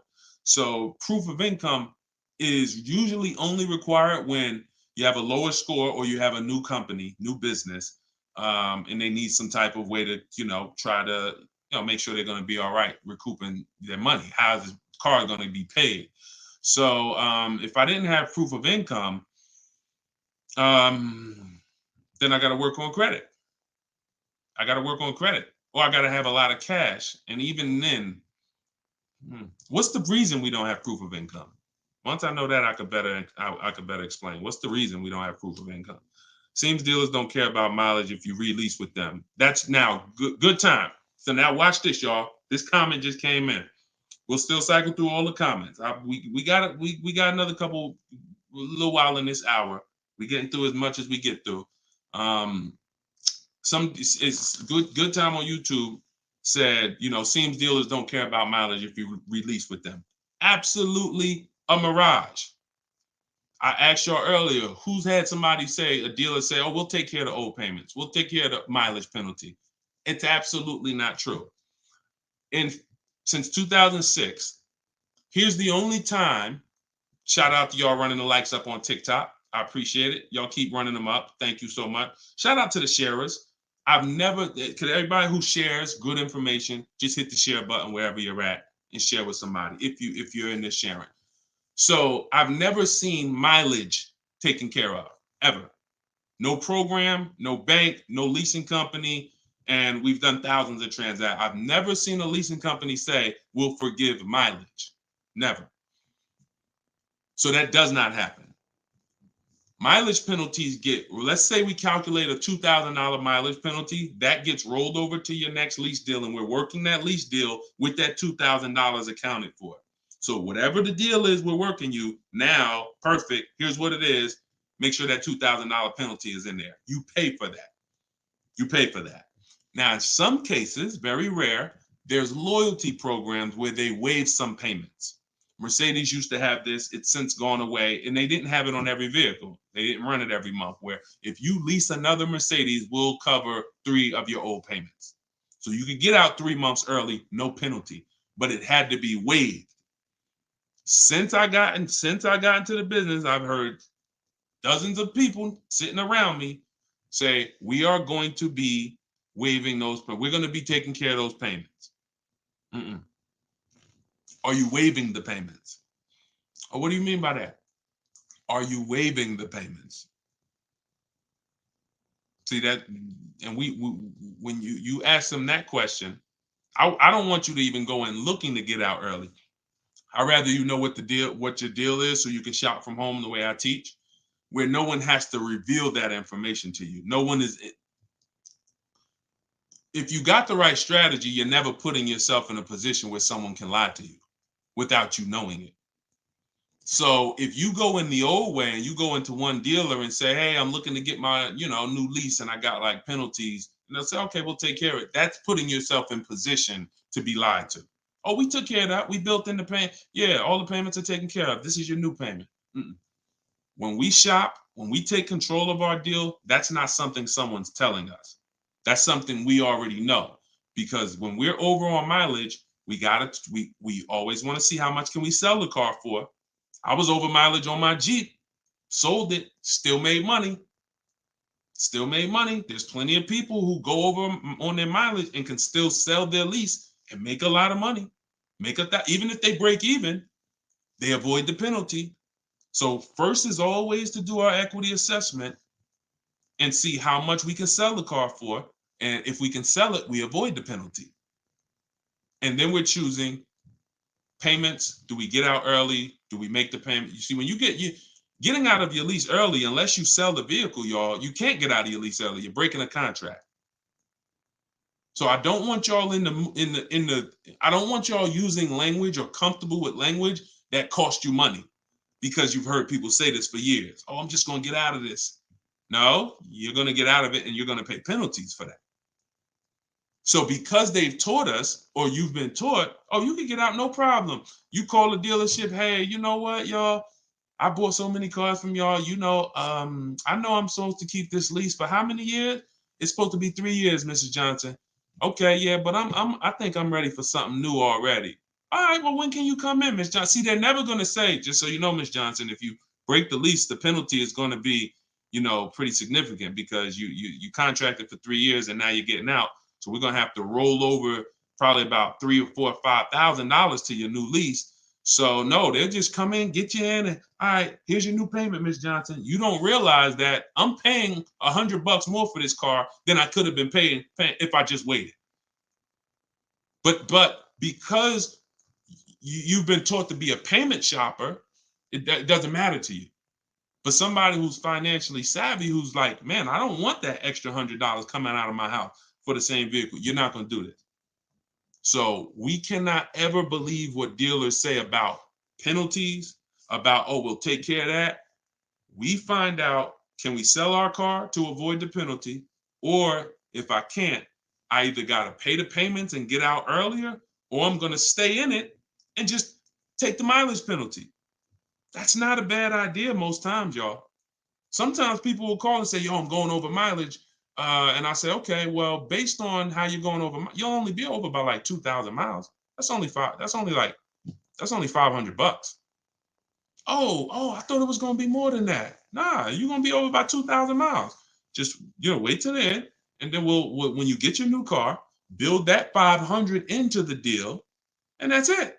Or just pay the $500. Because very rarely are people, oh, I was supposed to drive 36,000 and I'm doing 100. That's just, wait, something went wrong here. What the heck happened? I can see you were supposed to do 36 and you did 40. You're supposed to do 36,000 miles, you did even 45. Maybe you got a different job. But I mean, how we have to structure our leases right, so that if you know you're a high mileage driver and you take a 10,000 mile a year lease, shame on you. Like, we can't do that. We can't do that. We can, and then some people, oh, I'll just buy it at the end. You're killing yourself. You're killing yourself. The residual value, you're going to put a ridiculous amount of money on those, or a ridiculous amount of mileage on that car, and you're going to buy it in 3 years with 90,000 miles on it for the same buyout price that was estimated from your 10,000 mile a year lease. They estimated this buyout price is for a person who brings the car back with 30,000 miles on it. Here's the price. And then you bring it back with 90 and you pay the same price. Oh, I'm just going to buy it because I went over on the miles. No, killing yourself. You're realizing the loss.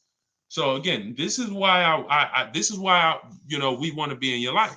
This is why I'm doing my best to be in your life so that you can avoid these things. Anybody who really wants to have somebody, like we're set up. We've been doing this for 3 years as far as a company, providing education. So, I mean, whether it's hundreds, thousands, dozens, we're set up to make sure that everybody who wants to protect themselves and get the best deals are able to do it. Paula, got my book. Phenomenal. Use it. Everybody that got the book, thank you.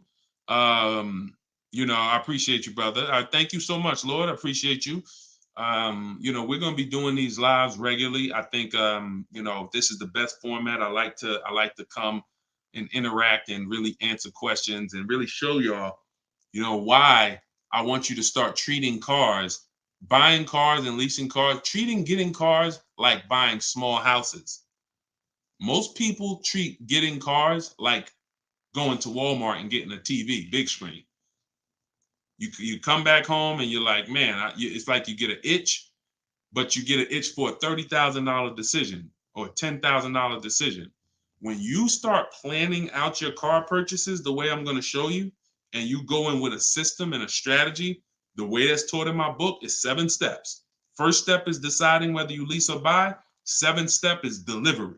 So by the time you get to step 7 in my book, by the time you get to step 7 of what I teach, you should be picking up your car or it should be being delivered to you.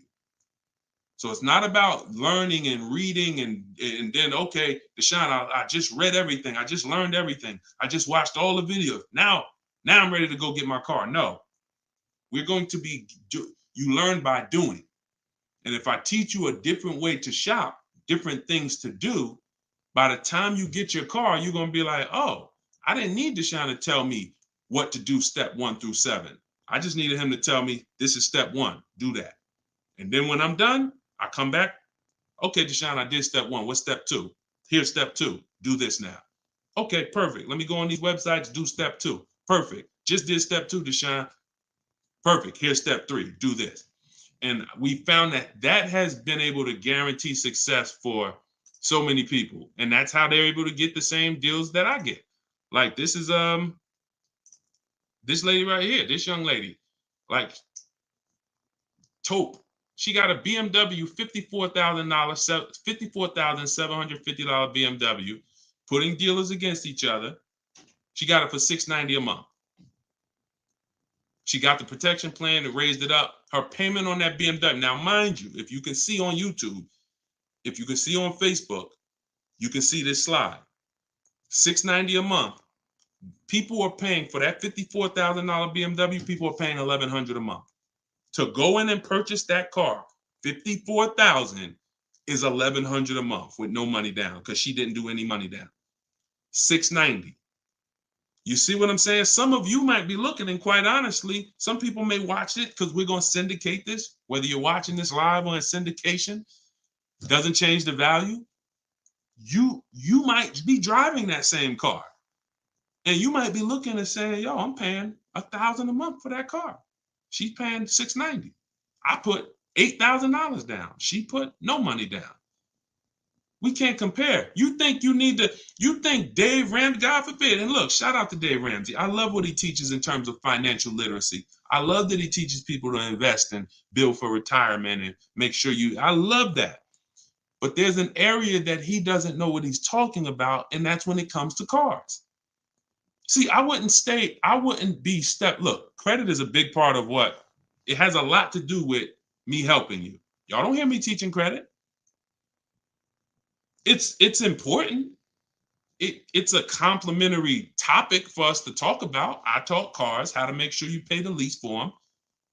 Yeah, maybe naturally. Let me get some credit tips too.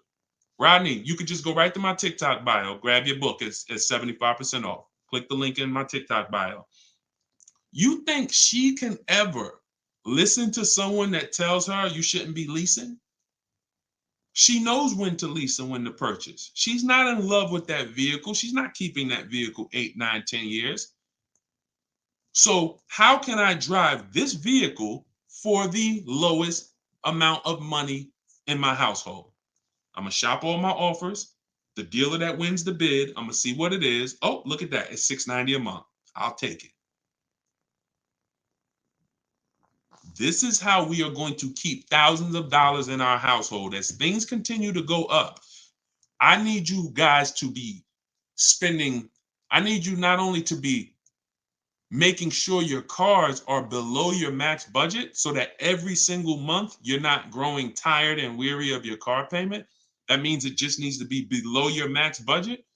And then the second thing we need is to make sure that you are driving the best possible product for that money. You could be below budget and look at what you're driving for the money, and you're like, yeah, I'm below budget, but could I have gotten a better car for this money? Could I have gotten more car for this money? And I'm here to tell you that when you understand leasing, you're going to see there's no comparison. $690 a month for a daggone $1,100 a month vehicle to purchase. So short term, less than 8 years, we always lease. We never purchase. Now, in another episode, when we start talking about, in another segment, we'll talk about overpriced leases because every lease is not equal. Y'all gonna learn. We can't, every lease deal, even when you learn to shop, you must learn to shop. You must, because some 80% of dealers are overpriced on their leases. 80% of dealers who gave Tope a quote, let me come back from this screen.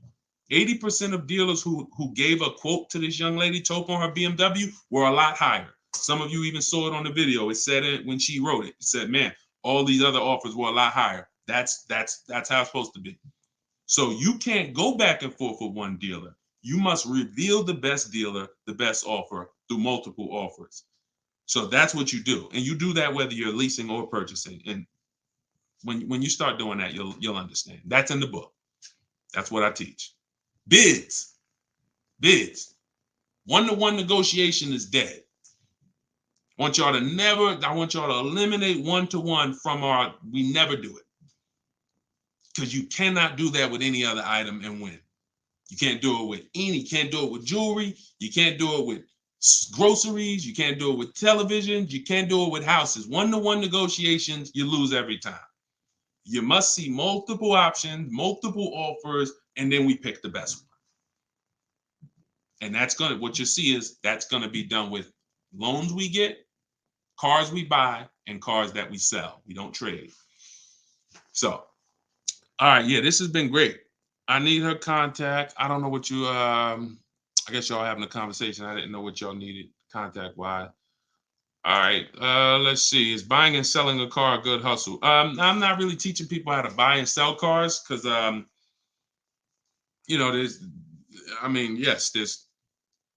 if you want to go into the car business, that's not what I teach. Do I have to log out to purchase the book? You shouldn't have to. Let me try to reset.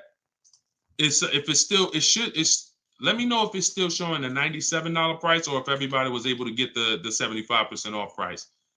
Let us know. All right, I just reset it, so it should give you an opportunity to go back in there now and get it at the 97% off. All right. Buy dealer loaner cars. It depends. Those can be great opportunities. But again, we still need something to compare it to, Tina. Tina on Facebook said, buy dealer loaner cars. Now, we will buy or lease a loaner car if it's a great offer. So when we reach out to dealers, you'll see in the book, I teach you to go to the website because I give you my scripts. I tell you what to say. Some of you could do it by phone if you want to call a dealership and try to get multiple offers, but I would only speak to a sales manager. And even then, you got to just make sure that you but only speak to a sales manager. But the point is, if they have a loaner car, it needs to be so much better than what I could get a brand new one for. So if, for instance, if the dealer that wins the bid is offering me $3,000 off on a brand new one, but a dealer with a loaner car is only offering me $3,000 off or $3,500 off, and it has 3,000 miles on it, I'm going to go with the brand new. But if I don't have anything to compare it to, then I might think 3,000 off is a good offer for the loaner car. See what I'm saying? See, price assurance is when you guarantee. I want y'all, listen, if you want price assurance, type PA in the comments. You want this every time you make a deal. Price assurance means I guarantee that I paid the lowest price that I could have paid. That's called price assurance. I want you to understand, some of you have been, though, is that possible with cars? That's what I want you to move from now on. I never want you to make another car deal without price assurance. How do you get price assurance? Multiple offers. It's the same way you get price assurance when you're buying groceries, when you're buying, spaghetti sauce. I saw enough offers to know there was nothing out there less. Not, I went in, I looked at one brand and said, I gotta have it. I like those. And it was $1 off. And I thought see, price assurance is the best thing with a car, because you literally can look at all these offers and say, this is the best one. It's amazing when you realize you're the prize. Some of you be like, man, I haven't been treated like I'm the prize. I know, we're gonna change that. When you use the systems that I want you to use, you'll realize, dang, I've been the prize the whole time. You mean all of these banks and credit unions would work this hard to try to give me, it's all these options I got? It seemed like before I really didn't know all my options. That's right. But when you now change the way you shop and you now move into a bidding mindset, everyone I'm going to do business with must win the bid. The bank, the credit union must win the bid. And then I'm going to give the dealers a chance to see if they can beat it. Now they bank's going to get a chance to bid. Very soon we'll talk about how to do that without affecting your credit. I want to show y'all this bank bidding war process. We have a specific way we shop for loans, credit unions, banks. We let dealers access our credit, and the way it shows as one inquiry when it comes to affecting our score. You must learn that, because when you see how much money is in the loans, you're gonna be mad. You're gonna be like, dang, I never shopped around the way I should have for my loan. I never shopped around. That's fine. No, there was no one to tell you. Now there is someone to tell you that if you have a $30,000 loan and the interest rate is 5.9, if you could have got 4.9, that'd have saved you $1,000. You get what I'm saying? If you have a $50,000 loan, 1 point on the interest rate, save you $2,000. So we must imagine if you could get 2 points lower, say $4,000. So we are excited to try to get money off the car. We're going to be just as excited to make sure we're not giving that money in our loan. The banks are not loving us because we don't want the banks to like us. We want the banks to say, man, we barely making any money on this loan, but we'll take it. You don't want the bank to say, oh, every time they need a loan, they just come right to us. They love us. Give them 5.9. They don't ask no question. Give them 6.29. Give them 7.2. Whatever. They're not gonna shop. No, we don't want that. So, all right, y'all. So I will be back for another segment. These are the things we're gonna continue to do. We'll be live on all 4 platforms. We look to partner with more platforms in the future. So if there's a platform that y'all think we should be on streaming, let us know. Right now, we are, Facebook, Instagram, TikTok, and YouTube. So it's been great. We had probably, consistently 400 or 500 people on here. And so if you want to get your book at 75% off, as long as the timer hasn't come down, you should click the TikTok bio. Name of the book is Car Shopping for People That Hate Car Shopping. If you Google it, you'll see it's already rated 4.94 on Goodreads. We have 31 reviews. So we're on our way to being a 5-star bestseller. And it's really the people using it. So I want you all to use it. Get it for 75% off. Normal price is $97. Download it immediately. Start to use it. If you're on YouTube or Facebook, you can scan the QR code and get your copy, or go to Deshone's book. Mm-hmm. Yes, Mandy. Facebook is the same handle, Deshone the Auto Advisor, on every channel, whether it's YouTube, Facebook, Instagram. It's always Deshone the Auto Advisor. So we'll be back to answer more questions. We'll be talking more about leasing, but we'll be talking more about deal structure, shopping, how to check and make sure cars are reliable. There's a lot of cars going out here with bad reliability ratings, bad longevity ratings. So they are not the cars that we need to be buying for keepers. We got things we got to look out for, y'all. Like, this is the tip of the iceberg. We're buying a car to keep. You know how many people have bought a car, it wasn't quality, we didn't check longevity. I thought I was going to keep it 8 years, 10 years, but car started giving me issues, transmission issues at 80,000 miles. I didn't know that. We got to make sure we're checking these things. We got to make sure we look into every, so we'll break this down step by step. I'll be going over my system, my 7-step system, and just going deep with pieces of it and answering you guys' questions. Borrow against your money in the bank. Yeah, that's fine. Whatever gets you the biggest net return, Tina. She said, I don't get loans. Borrow against your money in the bank. As long as, just whatever gets you the best net return. I'm just here to tell you that interest isn't the only loss on money. Opportunity cost is a loss when it comes to financial. If you were taking a class on finance, opportunity cost is real. If I could have put my money in something and made 10% on it, but my money was in a car and I didn't have that money, and that money is losing me 10% in the car. So let's just say I put the 20 grand in the car, and then every year that 20 grand is worth 2,000 less, then I'm losing. It's a negative 10% return every year on that 20 grand. When I could have had that 20 grand somewhere getting me 10%, use the bank's money at 4%, and now I'm still at a net positive when it comes to, am I richer at the end of the year? Am I richer at the end of the month? So I just say that to say we've been taught when it comes to finance, we just talk interest. Oh, I don't want to pay interest. I don't want to pay interest.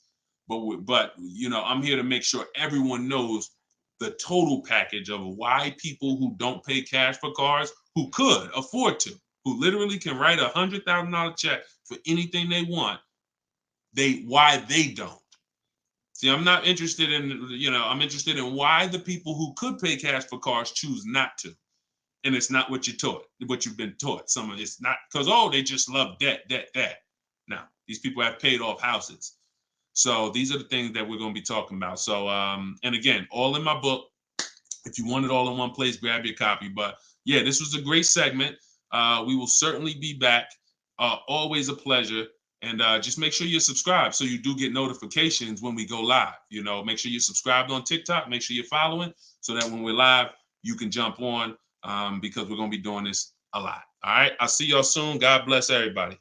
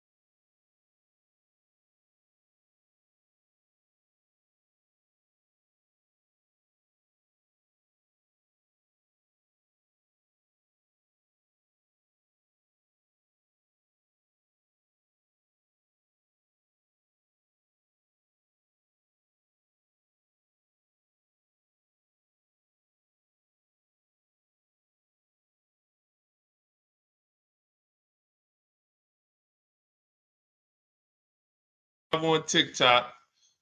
All right. This is our first time going for everybody.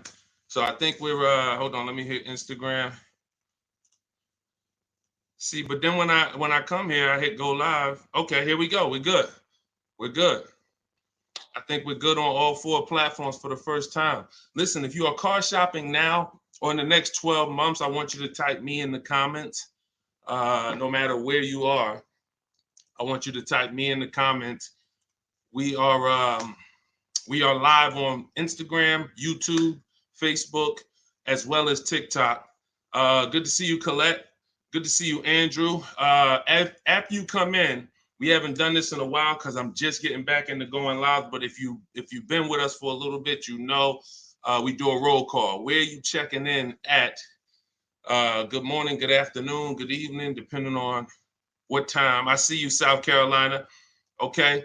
As you come in, if you're on TikTok, could you hit the like button and just, let TikTok know that we're going to be spending some time here. We're going to be talking about some serious money as you come in. If you could like the broadcast, if you're into financial literacy, this is the Auto Advisors. Like this, the name of this segment here is the Auto Advisors.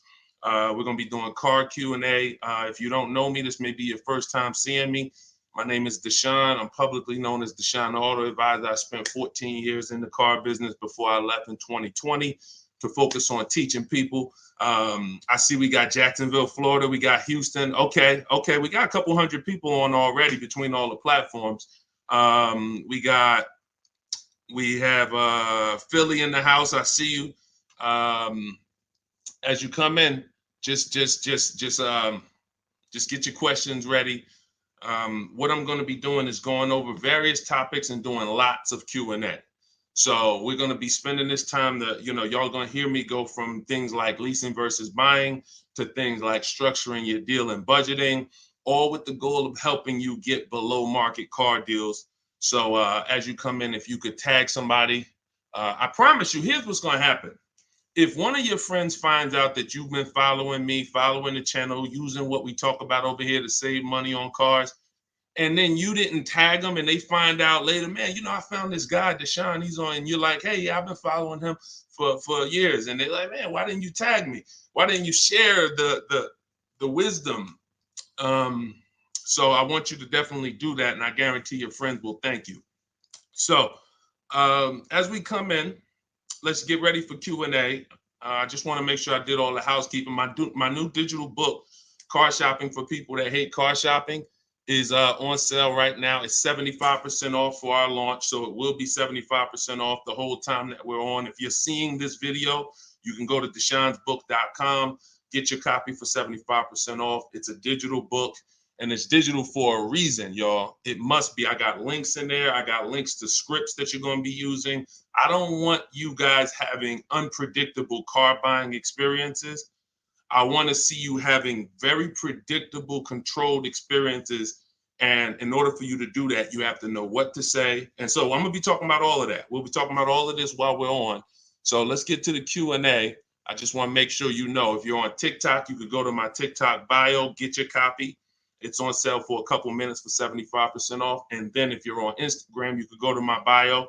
If you're watching online, you can go to Deshone's book, or you can scan the QR code. All right, so let's get into it. Let me just make sure I can see the comments on Instagram. Let's see if I go live here. And okay. Can you talk about, this is Kira from TikTok. She said, can you talk about turning in a lease vehicle to another dealership to lease their vehicle? Very good question. We don't want to turn in lease vehicles without making sure we can't make any money on them. Some people have asked, do we have equity in every car? Equity is not in every car, but you do need to check if you have equity before you return your vehicle. Here's how we do it. We're going to call our bank. We're going to get our payoff. We need to get our payoff. You don't want the residual value, because the residual value doesn't include any payment you have, anything. You need the payoff. And what that's going to do is tell you the price that you could buy the car for. Now, there's a customer payoff. Can we light up the likes on TikTok, please, so we could get some attention and let people know we setting people free financially. If you're on YouTube, if you're on Facebook, if you could like the broadcast and tag somebody, I promise they'll thank you. So the first thing we're doing, y'all, we're never returning our leases. We are never returning our leases without doing an equity assessment. We got to check to see if we have any equity in our vehicle. We get our payoff. And then we're going to get at least 5 cash offers. At least 5 cash offers. What does that look like? That means you're getting offers from Vroom's out of business. Driveway, you're getting offers from, and I'm gonna tell you, when you do this, if you are selling a lease, you must put no when it asks, is the vehicle a lease? You must put no. I'm gonna tell you why. The way these companies are set up, they're set up to buy vehicles. But in 2022, 2021, when they saw us making all this money selling our leases, a lot of the auto companies got the banks implemented what's known as a third-party restriction, which doesn't limit if you can sell your vehicle. It doesn't. It limits who you can sell it to. So we got to ask our banks, do I have a third-party restriction? And the way these buyers' websites are set up, the ones I just named, the Driveways, the AutoNations, the Kelly's Blue Book Instant Cash Offers, these are people who literally inspect your car, give you a check the same day, CarMax, Carvana, and we must get offers from all of them. See, we don't realize, as y'all learn more about saving thousands effortlessly and easily, you're going to learn it comes through bids. It comes through bids. It doesn't come through giving one person an opportunity to buy your vehicle. We must get bids. When we let the market bid on our vehicles, we're going to win every single time. We're never going to worry about if we overspent. We're never going to worry. This is all in the book. So everything I'm teaching y'all on this live and in my free vid, it's all in my book, step by step, 75% off, get yours. But you have to know exactly what the market will pay for our vehicle. We must know that, and that's very easy to do. Going to these websites, getting these offers. Their offers are really good. They put their best foot forward. Sometimes the dealerships, which are Kelly's Blue Book, Instant Cash Offer, AutoNation, they might try to, what they're trying to do is put a number online and see if they can stand by it. So we got to make sure we're very accurate when we tell people how much, what the condition is of our vehicle. But then we're getting offers. So if you get those offers, y'all, and you see that those offers are $1,000, $2,000, $3,000 more than your payoff, then that means you have equity. If it's $4,000 or $5,000, that means you have equity. And here's what you got to know.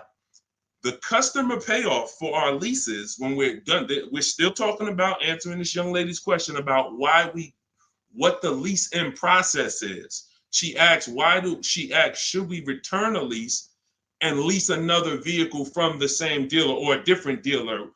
What I'm trying to tell y'all and get across to y'all is all of our transactions from now on, who we sell our car to, that's going to be different than who we buy our car from. See, y'all know that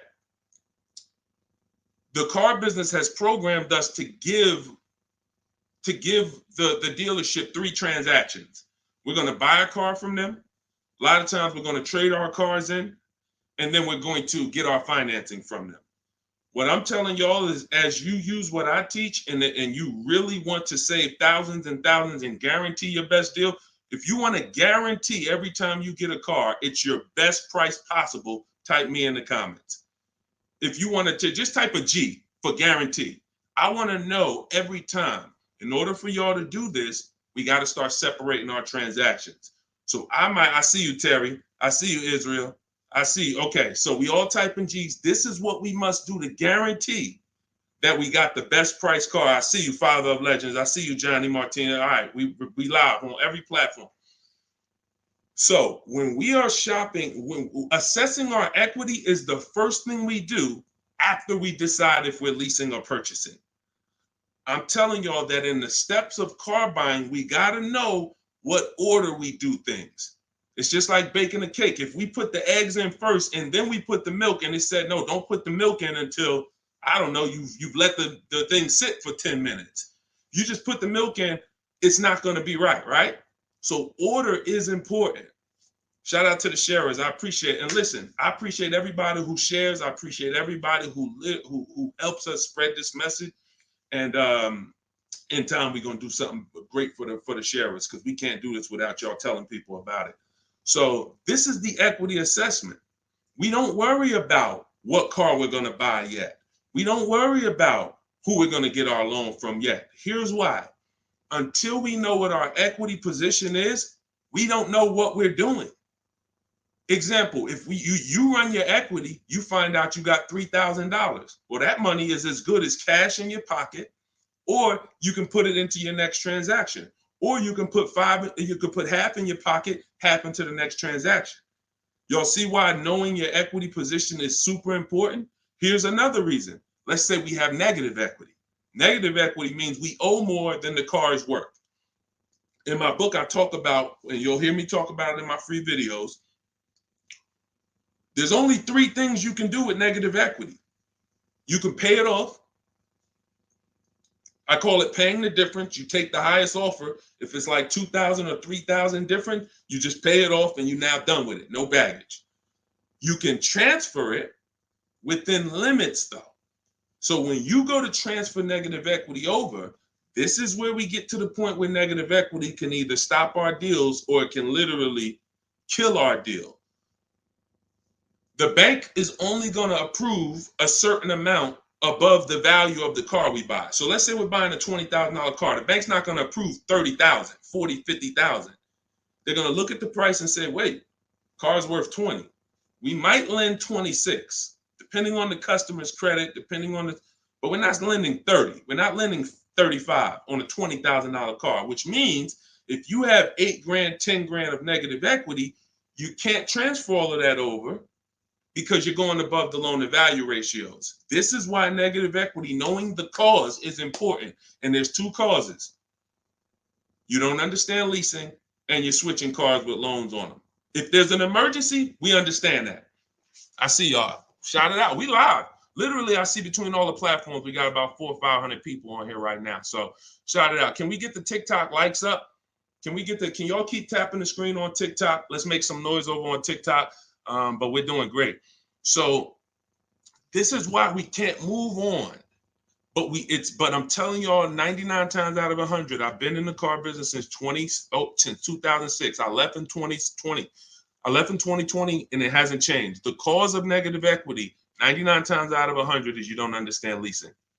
You buy cars, you're not keeping them long enough to pay them off and win with the depreciation. It's not just paying off the car. Some people say, oh, Deshone, I pay off my cars in 2-3 years. But your car's depreciated value is what you need to try to avoid. You need to try to avoid taking depreciation hits. And what y'all going to learn more from me is the 8-year rule.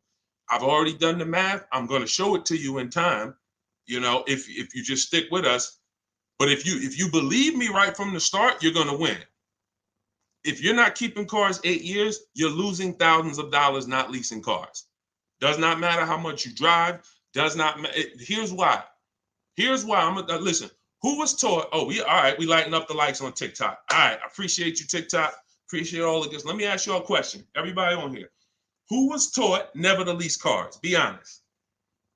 I want you to type never in the comments. If you were taught never lease cars, if you've heard that from someone, I want you to type that in the comments. Here's why this is so important. This is all in my book. My book is called Car Shopping for People That Hate Car Shopping. It's a digital book. And for the grand opening, it's not a store. For the launch of the book, the official launch, we're doing 75% off for everybody. So you could go to my TikTok bio, you could go to my Instagram bio, you could go to deshonsbook.com, or you can scan the QR code and you can get your book for 75% off for a couple minutes. So we have a lot of people who were taught never lease a car. Never lease a car. Let me tell y'all how much. I'm going to give you a little sense on how much that's cost you. And then, we'll go deeper. Everybody, let's say you're a person who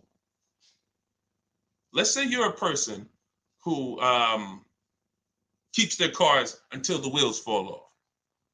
We call those cars keepers. If your next car is going to be a keeper, type K. That means I'm going to keep this thing until the wheels fall off. I'm going to keep this thing 8 years minimum, 10, 12, 15. That's what I do. I see you, Abby.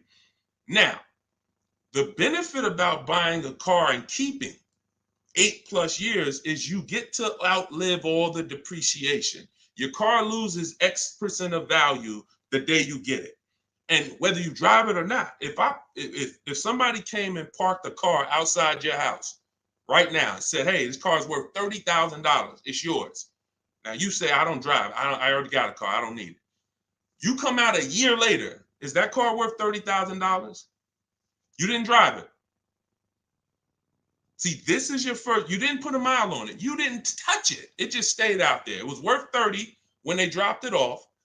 Is it worth 30 today? A year later? Exactly.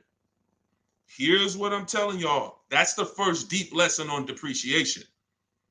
See, if you get that, now you're getting the clue of why leasing is not about how much you drive. People who say, "Oh, I like to drive as much as I want to, so I buy my cars because I don't want to pay for the mileage." Here's the revelation. You pay for the usage of the car whether you use it or not, whether you drive it or not. It's going down. The more usage you put on it, the faster it goes down. So leasing is not a matter of how much I drive. Leasing is, if I get a great lease deal, we're going to talk about that. All lease deals aren't created equal. And these commercials we see that say, "Hey, 3,000 down, 8," these are not lease deals. I'm going to show y'all some lease deals over, I'll actually probably show y'all one in the next couple minutes. Great lease deals are not advertised. They're made in secret. No one really knows about them. The great lease deals are not advertised. Great deals are not advertised. Great deals are not advertised. So you can't judge the lease pricing by what y'all see in these commercials, or it's not going to make sense to you. But when you get great lease deals, it is no comparison. The name of the game is, will I pay less with a great lease deal in depreciation than I would pay if I purchased that car? That is the name of the game. And when I look and see, all right, if I get a great lease deal, I'm only paying 30% of the car's value, 35, 40%, 45%. But if I bought that car, regardless of whether I pay cash, regardless of whether I got a loan on it, the asset, the value of the car is going to go down by more than that. So what we're doing when we're leasing versus buying is we're trying to hedge against depreciation. We're trying to acquire a car that says, based on how I got this car and the price I'm paying for it over 3 years, it's thousands less than if I would have went and purchased that same car and just took the value of the depreciation. And this is what I'm telling y'all. They've hid you can't understand this when you're just tied into payments. And a lot of you know, payments have nothing to do. Some of you who are a little bit more financially savvy, payments have nothing to do with the deal on the car. If you don't know that, you're going to learn that the more you hang out here. Payments have nothing to do with the price of the car, the deal on the car. That's just the financial tool. That's just what you've attached to the asset. If you go and you overpay $10,000 for the car, doesn't matter if you got a loan on it. Doesn't matter if you did no money down. You overpaid by $10,000 for the car itself. That's focusing on the asset. So leasing, y'all, is for people who don't keep their cars more than 8 years. It's that simple. If you do not keep your cars more than 8 years, you cannot outlive the depreciation that the car is losing. The money. You go out, slap 30 grand into a car. That car is losing money for you every single month. So you're trying to say, is there another way I could get a car where I'm not paying this kind of money? If I'm losing $500 of value every month in my car, is there a way that I can lose less than that? And what I'm going to show y'all is leasing is just the way. So these are the first two steps. The young lady asked the question about returning her lease, but I want y'all to know that that's step 2. We assess, can we make any money on our deal, on our old car? And then, but the first thing we got to do is decide buying versus leasing. Leased alone, Good Time said, leased alone car was good. Welcome to everybody that jumped on. My digital book, Car Shopping for People That Hate Car Shopping. Everything, it's 75% off. You can get your copy while we're on here, but we're going to be going deep on Q&A for at least, I'm not even watching the clock. So just go to my TikTok. I don't think you're going to leave the broadcast either. If you go get your copy, go to my TikTok bio, go to my Instagram bio. If you're on Instagram, wherever you're at, if you're on YouTube, scan the QR code or go to Deshone'sBook.com and get your copy so that we can go deep on this. I don't want you trying to just remember everything that I'm teaching. I want you to have a reference point, and it's affordable for everybody. It's normally $97. Okay, let's go. Things are way too complicated to fix now. I guess you're talking about when it comes to cars, electronics. Another reason people don't feel as confident keeping their cars like they used to is because the cars are getting a little bit more complex. It used to be very simple for you to find a good car, keep it 10, 12, 15 years. There's still cars out there that you can confidently do that if you make sure that you're checking the reliability of the car, checking the longevity of the car. We do this on Google. We have to make sure the cars we're buying are good cars. Then we can certainly avoid, you know, a lot of these cars. But yes, that is a lot of people don't feel as confident keeping cars long term as they used to. How about a lease to buy at the end compared to straight out buying? Cousin Al, that's a good question. He said, how about buying a lease to purchase? Who's heard of that? Who's heard that term before? A lease to buy on a car. You may have heard it with a house. If you've heard that, if you've heard that, let me tell you why that's a bad idea. We're mixing two strategies.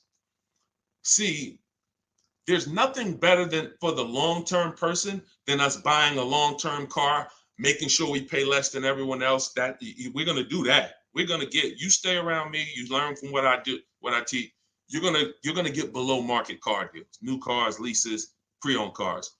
The best way to save the most money on a car is to buy it. You could decide new or pre-owned. It's really pre-owned, and you keep the thing 10, 12, 15 years because your cost per year is going to be so low. When you look at how much money you paid for the car over the long run, it's going to be like, wow, I only paid $2,000 per year, $500. The longer you keep. The second best way is buy a new car. Keep it forever. Brand new, keep that thing 12, 15 years. But most people are not doing that. And if you're not going to do that, that doesn't mean you can't switch up. But if you say, Deshone, for my next car, can we keep sending the TikTok likes up? If y'all are enjoying this, could y'all please hit the like button? We got probably 400 or 500 people on here still. If you could hit the like button, that would be great.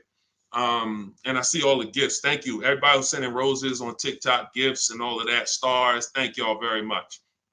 But what you got to know is, what is the strategy for this next car? Is that 8+ years? Then I'll buy it. There's nothing better than that. I'm going to buy it. But you got to realize buying comes with what, y'all? Maintenance, upkeep, repairs. That's what it comes with. But we win when we buy. We win 8, 9, 10, 15 years later is when we win with a purchase. You don't win with a purchase 3, 4, 5 years because the person who's leasing is paying so much less than you. If they got a great deal, they're paying so much less than you to drive a brand new car. It doesn't, like, you don't win. You can't win. But in the long run, you will. So you got to ask yourself, this next car, is it 8+ years or is it less than 8 years? And if it's less than 8 years, then I got to go to my lease strategy. And that could be for my, you know how many people out here, y'all, they're like, oh man, I buy my cars, I keep it till the wheels fall off. I'm not leasing. Yeah, but what about your spouse? What about your children? That car you buying for your 22-year-old college student, are you think they keeping that car for 8 years like you are? No, probably not. Then you should be thinking about, you shouldn't even be thinking about, you should be going to the lease play for them. You know how many people have put their kids in a $21,000 car paying $500 a month, $20,000 Toyota Corolla, paying $500 a month because they wanted to buy them their first car, and they go get them a $20,000 Corolla that they could be leasing for $300 a month. And then that kid wakes up in 3 years and they're like, man, I'm paying $450 a month for a Corolla. I don't really like the car. Plus it's kind of expensive. This is what happens. I've seen it millions of times. Some of you may have experienced this. Your first car might have been like that. Maybe your parents went and got you your first car and purchased it. But I'm telling you that if they understood leasing, they could, especially if you were going to pay the bill, they would understand. we're not keeping this car long enough. We should be leasing it. And so I'm going to keep hammering now. I'm never going to stop hammering because we got years and years of bad information that we got to unravel. People who've been doing damage, y'all. Big audiences, big platforms, just telling people, oh, leasing is the most expensive way to own a car. Guarantee you, if I had 10 minutes on them with a live and I bet them $100,000, are you willing to bet 100? Just let me just ask you. You sound very confident when you're talking to the public. They don't realize how much money they're costing you. So my question would be, if I can show you that advice you're giving them is completely wrong financially, will you pay me $100,000? Will you take the bet? Because if you're willing to say that, stand on it. That's what they tell y'all. Exactly. He said that's what they tell us. See, and that's why I'm here. That's why it's very important what we do. That's why it's important when you share, when you tell somebody about these broadcasts, when you tell somebody, watch what they're doing over there at the like we're coming in to unravel years of bad advice. And a big part of that is leasing. Not the only part, but a big part of that is leasing. But you cannot all lease deals aren't created equal, y'all. Lease deals are when we shop for lease deals, you must get bids.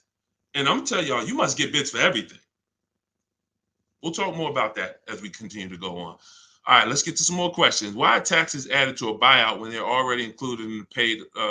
Somebody said, Christina on TikTok said, why is taxes added to the lease buyout price when it's already included in the monthly payment? Well, it's only included in the payment for the portion of the car you're leasing. So when you're paying for, your 30-40% of the car, 50%, the better lease deal you got, the lower percentage of the car you're paying towards over 3 years. That's what the tax is calculated on. That back end, which is when the car goes back to the bank or the next buyer, there's no taxes factored in on that. Depending on your state, sometimes they will put tax on the payment, but they're not usually. I don't recall ever seeing a case where they're taxing you on the whole car because you're not using that portion of the car. That's why when you lease, when you look on your credit report, you'll see the only part you're responsible for is the part that you're using. So even though the car might be 40 grand, it might say balance owed 18 because you're only responsible for that 14. You're not responsible for the back end. All right, we lighten up the likes on TikTok. Appreciate y'all. I see you, Lisa Vasquez. Welcome. Kat, I see you. All right, let's go. Let's continue to rotate questions. What happens to my down payment on the lease? See, a lot of people asking about leasing. This is good. This just goes to tell you something. A lot more y'all gonna lease when you understand it. In fact, when you understand it, your next car will be a lease. Quite honestly, unless you can guarantee me, Deshone, I'm keeping it 8 years. If you say, Deshone, I'm keeping this thing 8 years, you go ahead and buy it. Don't think about leasing. Go ahead and buy it. But if you cannot confidently say I'm keeping this car at least 8 years, and you're gonna learn, I'm gonna do a upcoming show where I show y'all my screen. So if you're on TikTok, make sure you're on YouTube or make sure you're on Facebook. If you're on Instagram, because y'all are not going to be able to see my computer screen when I actually go deep and show everybody, my screen and we compare. I'm going to show you all the numbers because I'm not going to sit here and I don't want y'all thinking this is my opinion. This is by the numbers. So Good Time says, what happened to my down payment on the lease? So you should only do a down payment on the lease after you've already verified you got a great deal. Pay attention. This is very important. Once you down payments, y'all, never come into play until we verify we got a great deal. This is all in my book, Car Shopping for People That Hate Car Shopping, my digital book. You can download your copy. Go to deshonsbook.com. It's 75% off for a couple minutes. You won't leave the broadcast, but I don't want you to miss the opportunity. The book is great value at $97, but for our official book launch, we're doing 75% off. So you can scan the QR code or go to my Instagram or TikTok bio. Get your 75% off book. So when you are doing the down payment, whether you're purchasing or whether you are leasing, it's critical that we verify we got a great deal on the car before we ever talk about payments. This has always been. How many of you have had this question? You're looking at a car and they say, hey, what do you want the payment to be? What's your goal? What's your goal for your payment? Type a $ if you've heard that question. What's your goal for the payment? Thank you, Say What. I appreciate all the compliment. I appreciate it. If you've heard that question, type a $. What do you want your payment to be? What's your payment goal, right? Here's why that's not important. And here's why you never feed into that. If you feed into that, you run the risk of focusing on the payment structure and not the price of the car. You also run the risk of focusing on the payment structure and not shopping for your own interest rate and letting banks bid on your loan. When we do an episode, we'll do a show that is about structuring our deals, and you'll see that when we start getting our financing, y'all, we never want to let anyone run our credit until after we found our car.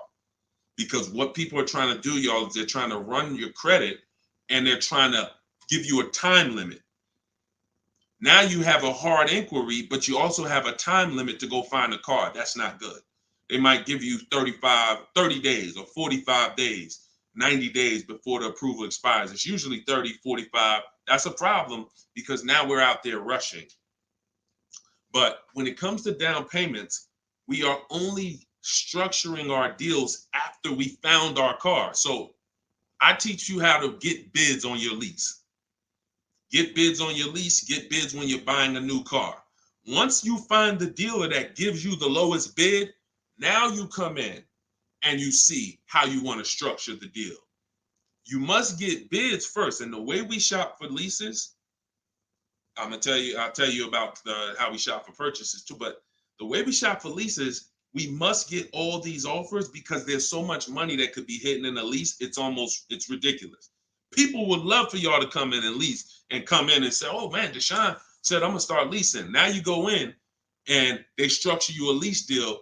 It looks better than a purchase, but it's still not a good deal. So that's why we gotta know when we are shopping for leases, we are always shopping offers with, here's how you shop them. This is in the book, but if y'all want to try to remember this, be my guest.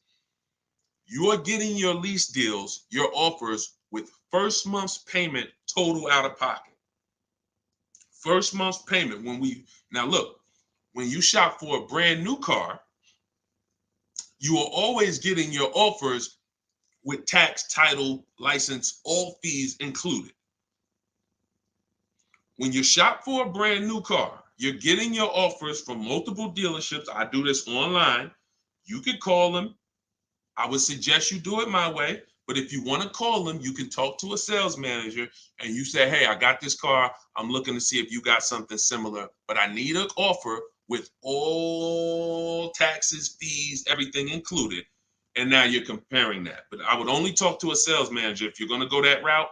Again, in my book, I teach you the scripts. I got the emails that we use to do this. Because you want to use my words. But if you're not going to use what's in the book, you should be calling and asking for a sales manager and just give them an opportunity to beat the quote. That's a manual way to do it, but it's still better than you going back and forth with one dealer. We cannot go back and forth with one dealer anymore because when you start getting bids, mark my word, it's going to blow your mind when you see how overpriced some dealers are. When you see how overpriced some dealers are, it's going to blow your mind.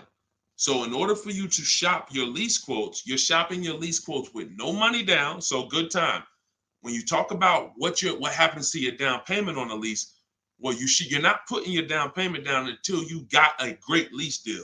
So you get your lease deal, first payment, and then you divide that into the monthly payment. Into the MSRP. Very important. Let me give you all an example. Pull up my calculator. So let's say I got an offer of $500 a month on a $40,000 car. That's what's called a 1.25% lease. You take the monthly payment and you divide it into the MSRP. That gives you a percentage. The lower percentage, the better the deal. And this originated from some of who's heard me mention the 1.5% rule for bad lease deals. Type me if you've heard that. No, you don't have to tell them you're pre-qualified before you go. It's not even a question. We're just shopping for the price of a car. So you've heard, okay. Okay. So, see, and I looked at another question while I was in the middle of answering one. So, wait, we were talking about lease quotes. We were talking about, okay. Okay, that's right. The 1.5% rule. So when y'all hear me mention the 1.5% rule, I'm telling y'all, again, it goes back to the fact the lease, the name of the game with a lease is how much can I pay for a car over 3 years that I'm giving back? The lower, the better. So since the beginning of time, people who got great lease deals knew about the 1% rule.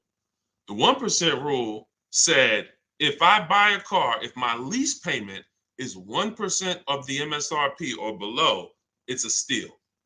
So if I'm looking at a $40,000 car and my lease payment on it, 12,000 miles per year, is $400 a month, no money out.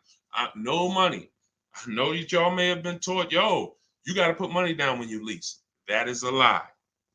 I'm going to be peeling back a lot of lies, a lot of misconceptions, a lot of bad belief systems that we've picked up, and we're going to tear those down. So money down with a lease is absolutely not a requirement. So when we're getting our lease deals, example, 2018, I leased a 2018 Jeep Grand Cherokee Laredo. It was $35,000. I gave them $330 a month, and I drove off. That was my payment. 39-month lease.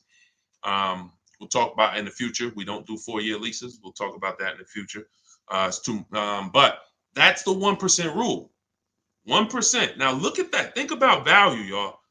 You drive off the lot in a brand new $35,000 car, and you're paying $330 a month.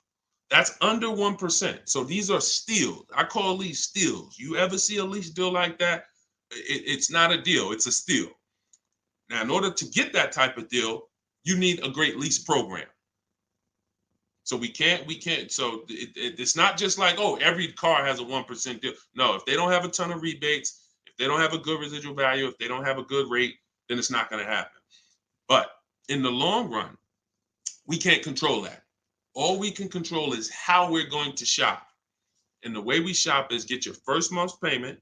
Is you tell every dealer, give me a quote with first month's payment, and put all the taxes and all the fees into the monthly payment.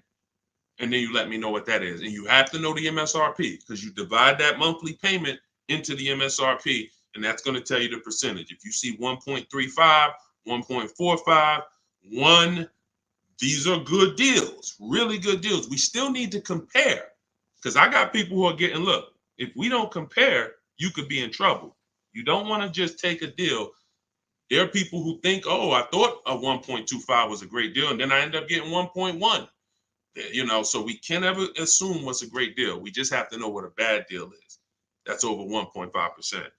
They got me on one of my last leads. Listen, good time. Don't feel bad, man. It is something a lot of people are going to discover the more you work with me, that you have overpaid. But there's been no one to tell you. So there's been no one to tell you. So 1% still, 1% 5 is the max. Exactly, K-Dub. That's the exact formula and ratios we use for measuring great lease deals. 1% or lower is a steal. Between 1% and 1.5 is a deal.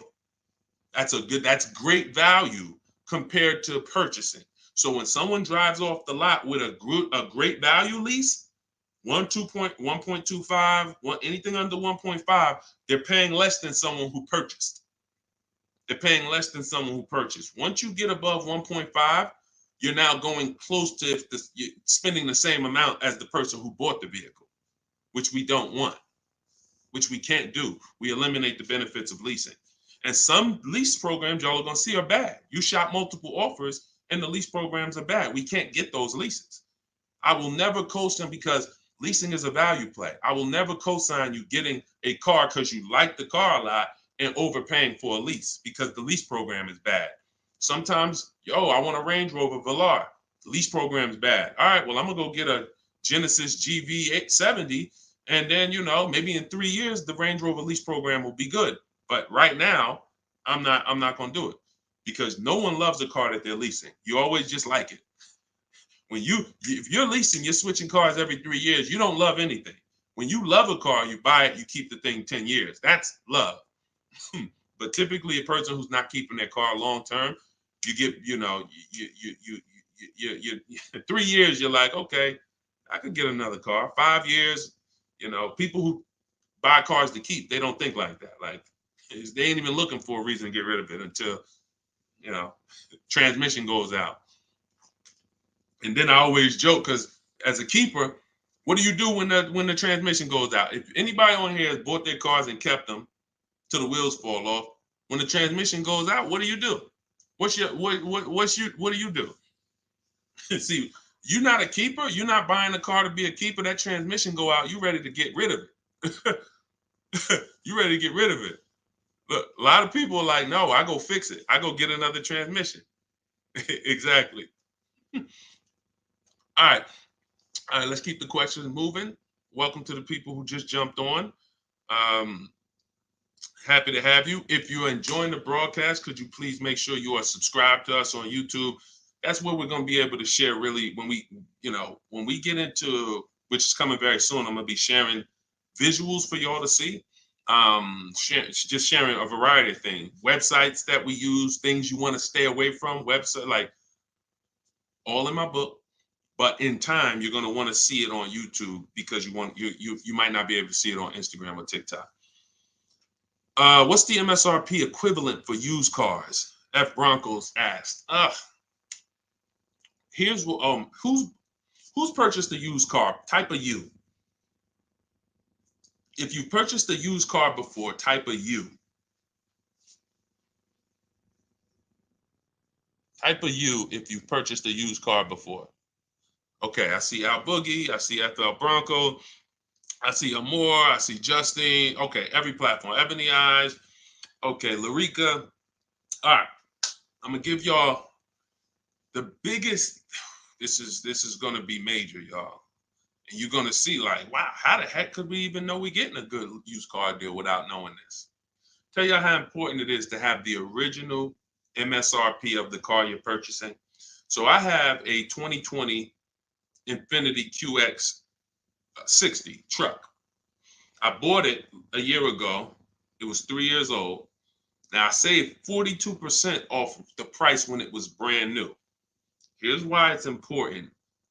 We don't know when we're shopping on these used car websites. I call them marketplaces. Y'all are going to see in my book, if you do get my book, or even in my videos, you'll hear me talk about the multiple marketplace strategy where we're on these used car marketplaces. We got to be on all of them. But here's what they try to sell you on, because it's based on who's paying them. They're trying to sell you on market value. The true way to buy a pre-owned car, after you check to make sure it's a good one, but I'm talking about how do we know we got a great price on it? We must know how much it was brand new. We must know how much the car was brand new. Give you an example. I was looking at this Infiniti truck. I had narrowed it down to my top 3 or 4. I think I narrowed it down to my top 4. Now they're all white. They all look similar. They're all in similar price points. How do we choose? This is where we usually are stuck. And this is where we usually make a bad decision. I'm going to tell you why. I get the MSRP of these cars. By the way, my special strategy for getting the MSRP, one of them is to go to the dealer's website. Most dealers have a contract with Carfax, and that car will be on their website. That's my first line of defense. Again, everything I'm talking about, y'all, I don't hold back. It's in my book, or it's going to be in my free videos. But some people want everything in one spot. One spot, step by step. That's what the book is. 75% off in my bios, or go to Deshone's book or scan the QR code. So I look and I pull the MSRP, the window sticker for all of these vehicles, and what do I see? The 4 vehicles, the original price of them, one is 46, one's 48, one's 52, one's 54. Why is this so important, y'all? They've taught y'all to buy used cars based on what? Nothing. This is what we're asking for the car. Okay, I think I see some less than that. If all of these cars were 31,000, but one was 54, that's the best deal. In fact, none of those other deals are even close. That car right there has more packages in it, more equipment in it, special features in it. Those other cars don't. So the percentage of the discount that I'm getting off the car is higher here. Does not matter what the dealer's asking for the car. See, we've been taught you go and you focus on trying to get the dealer's price down. That is true in some cases. But what's more important is I need to know, based on what the dealer's asking for the car, how much off MSRP, original MSRP, am I actually saving? Is it 30%? Is it 40%? Because I might look at this car here and yeah, they might be asking $1,000 less for it, but the original equipment in that car is $5,000 less equipment. This is why it's very important. It's critical. I would not buy a used car, and I would never recommend you buy a used car without seeing the original MSRP, so you know, one, what's in the car, what features it has, but more importantly, I cannot determine who saved me the most money. I can't determine who gave me my best deal without knowing what the car was originally priced at from the day it came into the country. And y'all, unfortunately, and I hope it's nobody on here, but unfortunately, we probably do have it where during the pandemic, people were paying 90, 95, 100% of value for used cars.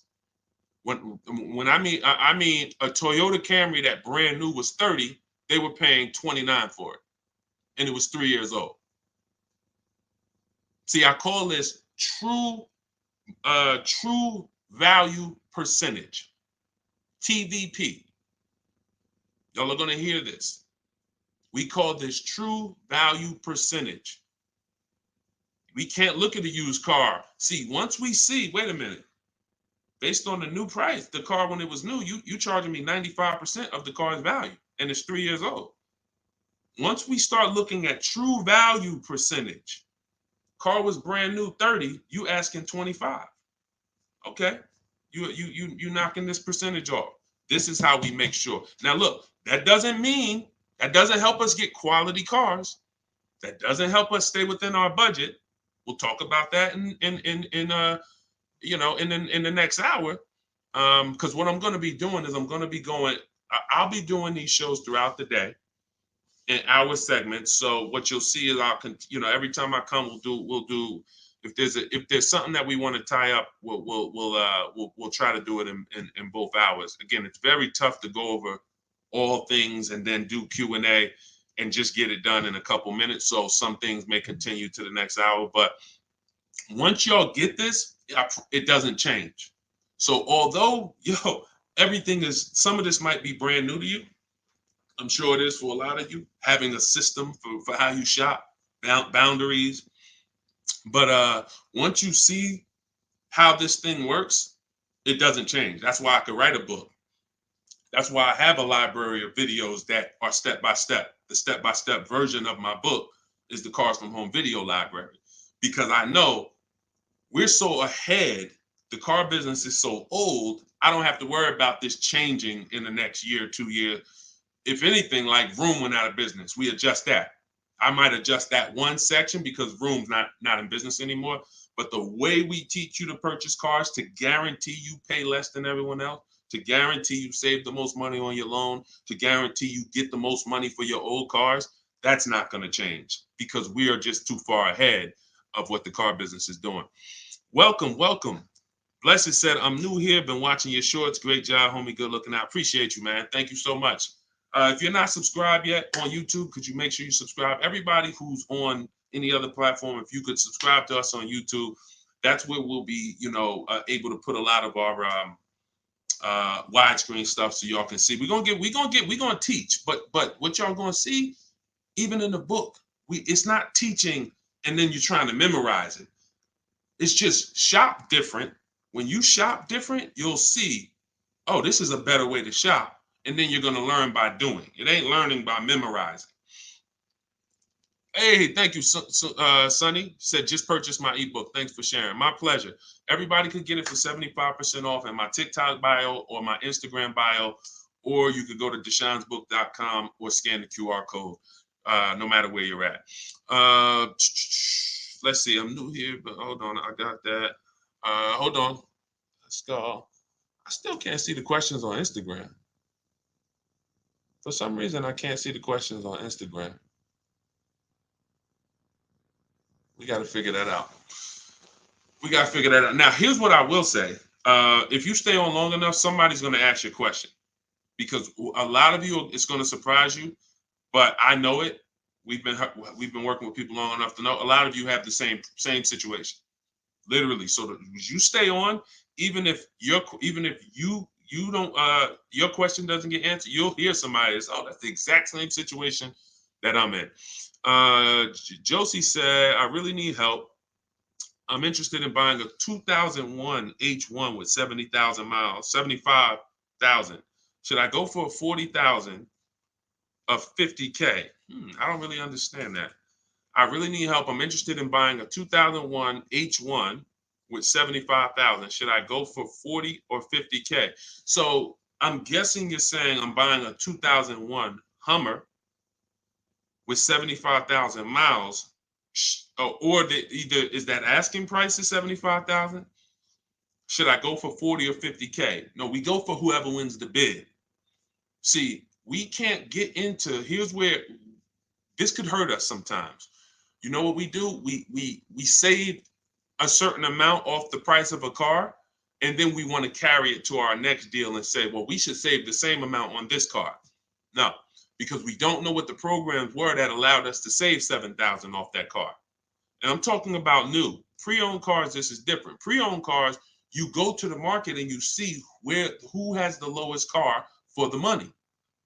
So we're not going local. It's two favorite words, y'all. And some of you, let me see who's been with me for a minute. See if anybody knows. What's my two favorite words when it comes to saving money? And again, this is, I haven't been live and we haven't done this in a, does anyone remember favorite words? Y'all wouldn't know on YouTube, I don't think, unless I used to say this a lot on TikTok. Oh, Alicia said they got kicked out of Instagram. Okay, so come on over to TikTok. All right, it still says we got a lot of people on Instagram, but that's good to know. Okay, we'll check that out. Does anybody remember my two favorite? All right, anyway, I'm gonna tell y'all, and now y'all will know this going forward. And I want these to be your two favorite words: multiple offers. Multiple offers. Very important. When I tell you, when you make multiple offers your two favorite words, you are going to save so much money. It's crazy. So I'm not buying something and there's only one of them out there. I don't have anything to compare it to. That'd be like me walking into the grocery store and I want chips. I really want some barbecue chips. And I go into the aisle and it's only one brand of barbecue chips. Wise Barbecue is the whole store. Now, I don't know if they're charging me a good price because I don't have anything to compare it to. They might say, oh, bag of chips, $4.99. Is that good or not? Well, we don't know. But when I see all the other options, same thing with spaghetti sauce. I need to see all the options. Same thing if some of y'all were buying a TV. If you had to buy a TV right now, if you had to buy a daggone 100-inch TV, are you worried about overpaying for it in this day and age? No, because you know, man, I'm going to go to Amazon, I'm going to go to Best Buy, I'm going to go on this Walmart.com, and by the time I see some options and see what they pricing at, I'm going to be able to choose the best one in 10, 15, 20 minutes, right? That's what comes through. That's price confidence. That's called price confidence. And the only way to have price confidence, to eliminate that feeling of, oh, did I overpay? You think I paid too much for this? Is to learn multiple offers, multiple options. So what you should be doing, Josie, is looking at so many H1s, wherever they are, that I know I'm not going to overpay because I see them all. I see where the price, and I'm gonna teach y'all, this is in the book, and I'll teach y'all in my video.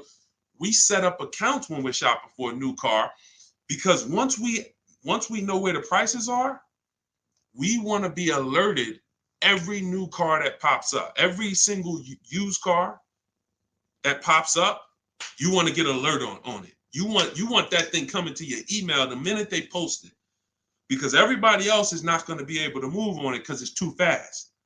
They need time. They need to, oh, let me see it. Okay. But if you know the used car market, like I'm going to teach you, if you know the low prices on this car is 40, the high prices is 55. Soon as that one pops up at 41, you don't have to hesitate. Speed is what gets people deals a lot of times, y'all. I've sat in front of people and I'm literally offering them, and this is back when I was in the dealership, and I'm literally offering them, like, the dealership is making no money. That's how good of a deal it is. And I'm like, listen, miss, like, I'm just telling you, we're making no money. We gave you everything. But they didn't take it. And I'm gonna tell you why. I can't blame them. They didn't have enough other offers to feel confident that what I was giving them was the best. That's the problem. So in order to have price guarantee, price assurance, for us to know that we are paying less than everyone else, we have to see multiple offers. And then in order for us to guarantee that we have not, that's just what it is. Price assurance comes through multiple offers. And then we have to get a quality vehicle. Okay. So all of this I will teach. It's hard to get, maybe like a lot coming at you at once. That's why I would love for you to get the book, Car Shopping for People That Hate Car Shopping, so you could dig into it, so you can see that everything I teach is methodical.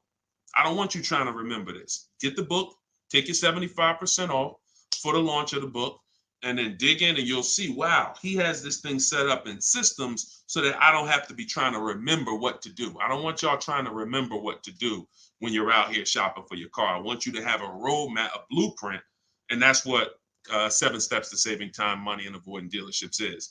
Thank you, Curtis. Appreciate it. 10-4. Oh, 10-4. Thank you for the guidance. It's a rare vehicle. If it's a rare vehicle, that's fine, but you don't want to overpay for a rare vehicle.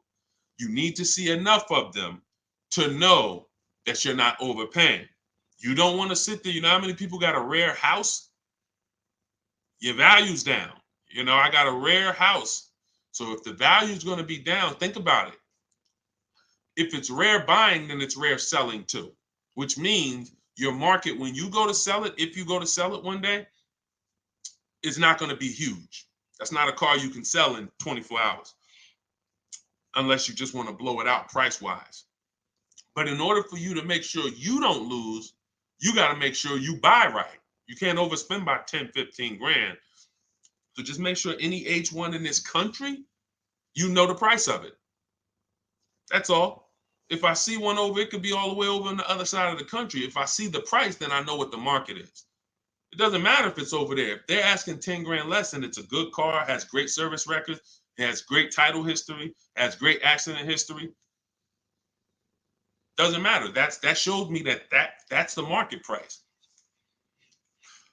All right. Thank you, Josie. I'm glad. Enjoy it. You're going to be able to get to any car you want. And you have so many strategies in there for later. If you're buying a used car now, it's in there. If you're going to be leasing, it's in there. If you're going to be buying, you're going to know, all right, man, I want to get a lease for my spouse. Or, hey, you know what? I'm going to get a lease for my kid. Or you just might buy everything. But sometimes you might want to buy brand new. Sometimes you want to buy pre-owned. It's all in there. Different strategies for how you get to below market deals on each one. Uncle John said, who currently has the best lease program? It's no way to tell. Unfortunately, there's no way to tell. You cannot shop. That's the bad part. That's why when we shop, y'all, it takes us about 45 minutes to an hour to find out where the market is on a car, what the best offer is. Once you get good, like I said, if you're doing it the slow way, you could call sales managers. You get one lease price, and then you call a sales manager and see if they can match it or beat it, or beat it rather. But if you want to do it the fast way, I go through the websites. I contact the dealers through the websites, tell them exactly what I want. We do this for 25 dealers.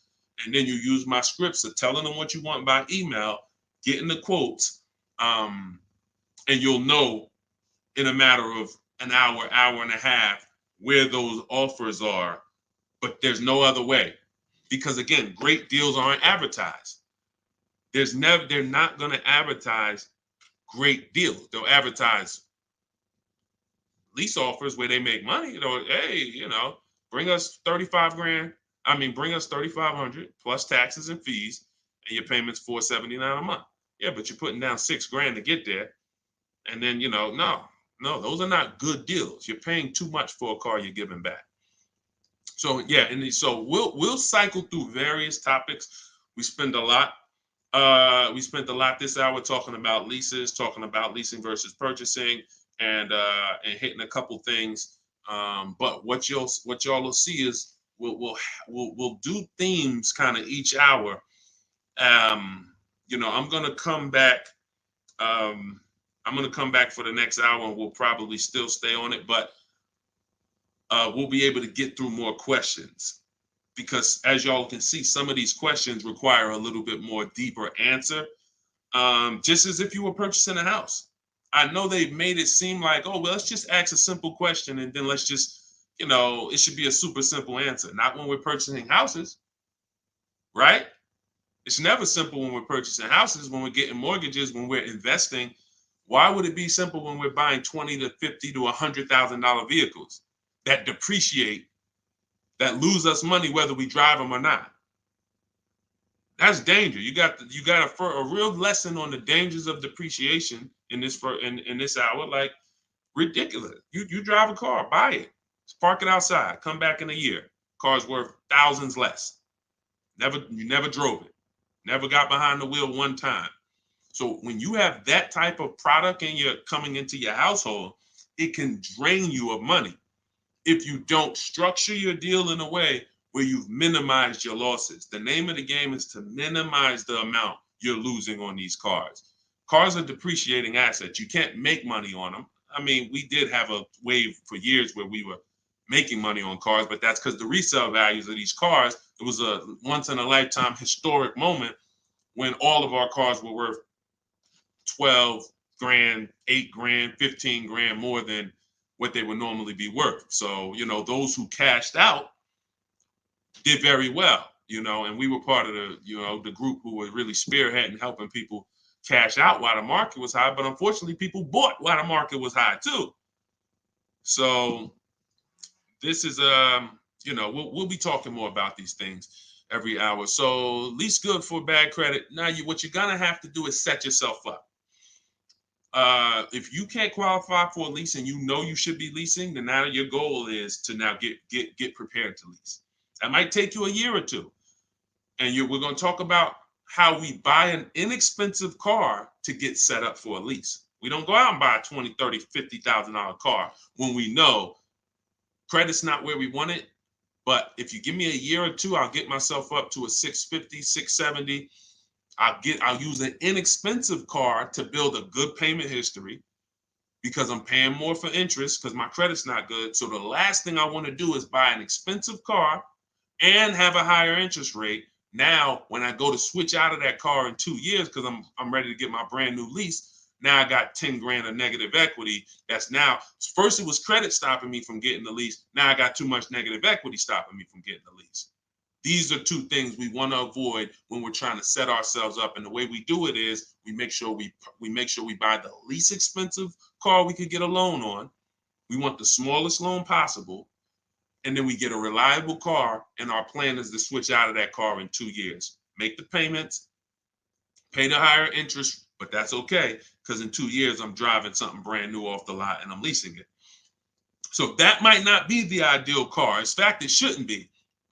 But some people go and say, well, if I got to do that, man, I'm going to go and get the Dodge Charger with the Hemi engine, and now you're buying a $30,000 car, $25,000, and you're putting that interest on top, and now you're buried. So you're not going to be any closer to getting a lease in 2 years than you are today. We don't want that. You got to bite the bullet And if you got a ton of money, I'll show you how to get it done, and you can get a little bit of a nicer car. If you got bad credit, but you got 10 grand, you don't have to get a $10,000 car, but we need to work these things accordingly, because the key is a small loan, reliable car. That's the key. Okay. TikTok's telling me my live's going to end in 60 seconds.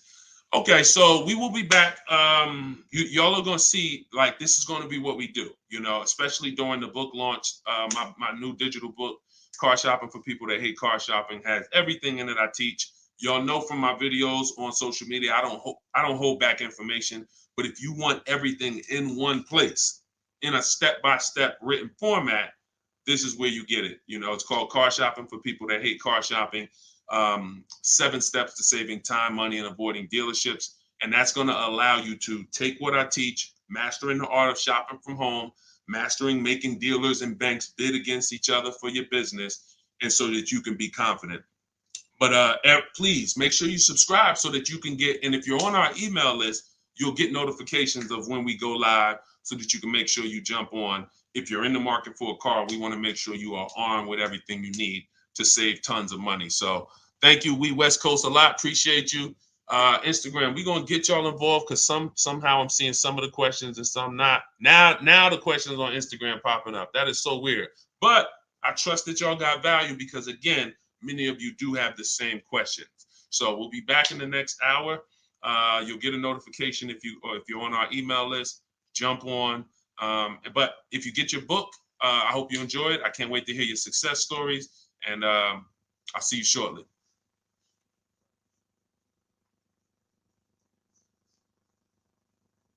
Oh, and if you need the book, it's in my TikTok bio. Some people are saying, where do I get the book?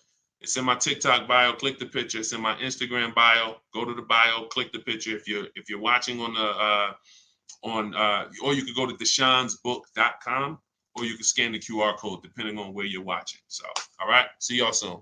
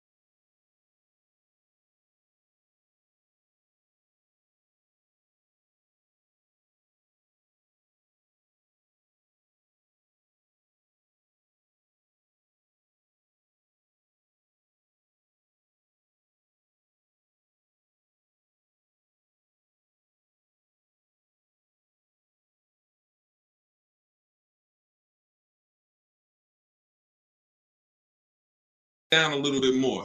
Why ask about the MSRP? This question is from TikTok. You need to know the MSRP for several reasons. If you're leasing, you need to know what percentage are you paying relative to the MSRP, because the 1% lease rule has always been based off the MSRP. If you got a lease payment and it was 1% of the MSRP, like $40,000 is the MSRP, your lease payment is $400 or less, then you basically stole a vehicle. And that rule has been around since the beginning of time. So when it comes to purchasing a used car, you need to know the MSRP, because how do you know how much you're saving if you don't know the original MSRP? How do you know how much you're saving? For instance, I bought a pre-owned Infiniti truck a little over a year ago. I paid 31 and change. I knew that the original MSRP was 54,545. Without knowing the MSRP, I wouldn't know how much I was saving off the original. And that's the only thing that's really important when you are shopping for a used car and you're trying to make sure you're getting a great price. There's other things you got to be concerned. There's 2 main things when you're buying a used car. Got to make sure you're getting a great car. You need a quality vehicle, That has nothing to do with price. Then the second thing is you got to make sure you're getting a below market deal and make sure you're paying a great price for it, in which case you must know the MSRP. Great question. Great question. All right, we got Dolan. Dolan will be bringing in questions from all platforms. We're live on TikTok, Instagram, YouTube, and Facebook. So just start typing your questions, and we're going to get to as many as we can in the hour. And, you know, if you have a follow-up question, I'm just going to try to blitz through. So you can certainly throw up the next question whenever you're ready, Dolan. I'm 8K under. My credit is challenged. My car is in danger of getting repossessed. What do I do? All right.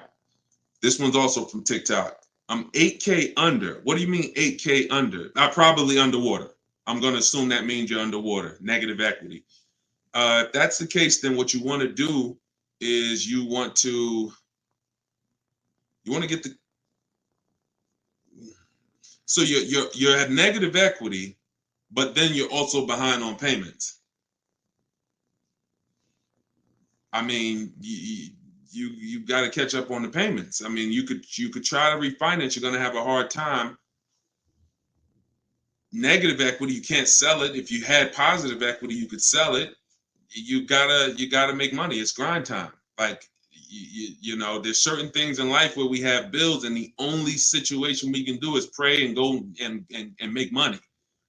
You know, without money and bills, anyone's going to, you know, and this is a hardship, but this is without money or somebody to help you. I can't think of anything. You have a payment due. So, you know, the best thing you could do right now is to focus on how you can make some money so that you can pay the car. Negative equity isn't the biggest problem. The biggest problem is the car is in danger of being repossessed. If the car gets repossessed, now you got to start over. It's not the end of the world, but you're certainly going to have to start over because you're gonna have a repossession on your credit, and you're gonna have to buy a car with bad credit. I would be trying to rebuild my credit. That's what I would be trying to do. Make money, and if the car gets taken, you got to start rebuilding your credit. Follow Shonda Martin. She's a great resource on all these platforms. And but yeah, man, money answers to all things. Book of Ecclesiastes. So figure out how to make some money, man. Work overtime, double shift, second job, start a business on the side. As long as it does, you got to make some money. Can't make car payments without money. So go ahead, Dolan. Wish you the best, man. Keep me posted. This one's from Instagram. On a 3-year-old used car, what percentage from original MSRP should I be looking at for a price point? It goes by comparison. You should be comparing. Without something to compare it to, you won't be able to see the actual, what the discount should be. You need something to compare it to. We do these live shows. You know, we got a couple hundred people on here already. The goal is to figure out through comparison shopping what you should be doing and what you should be paying. Hold on one second, y'all.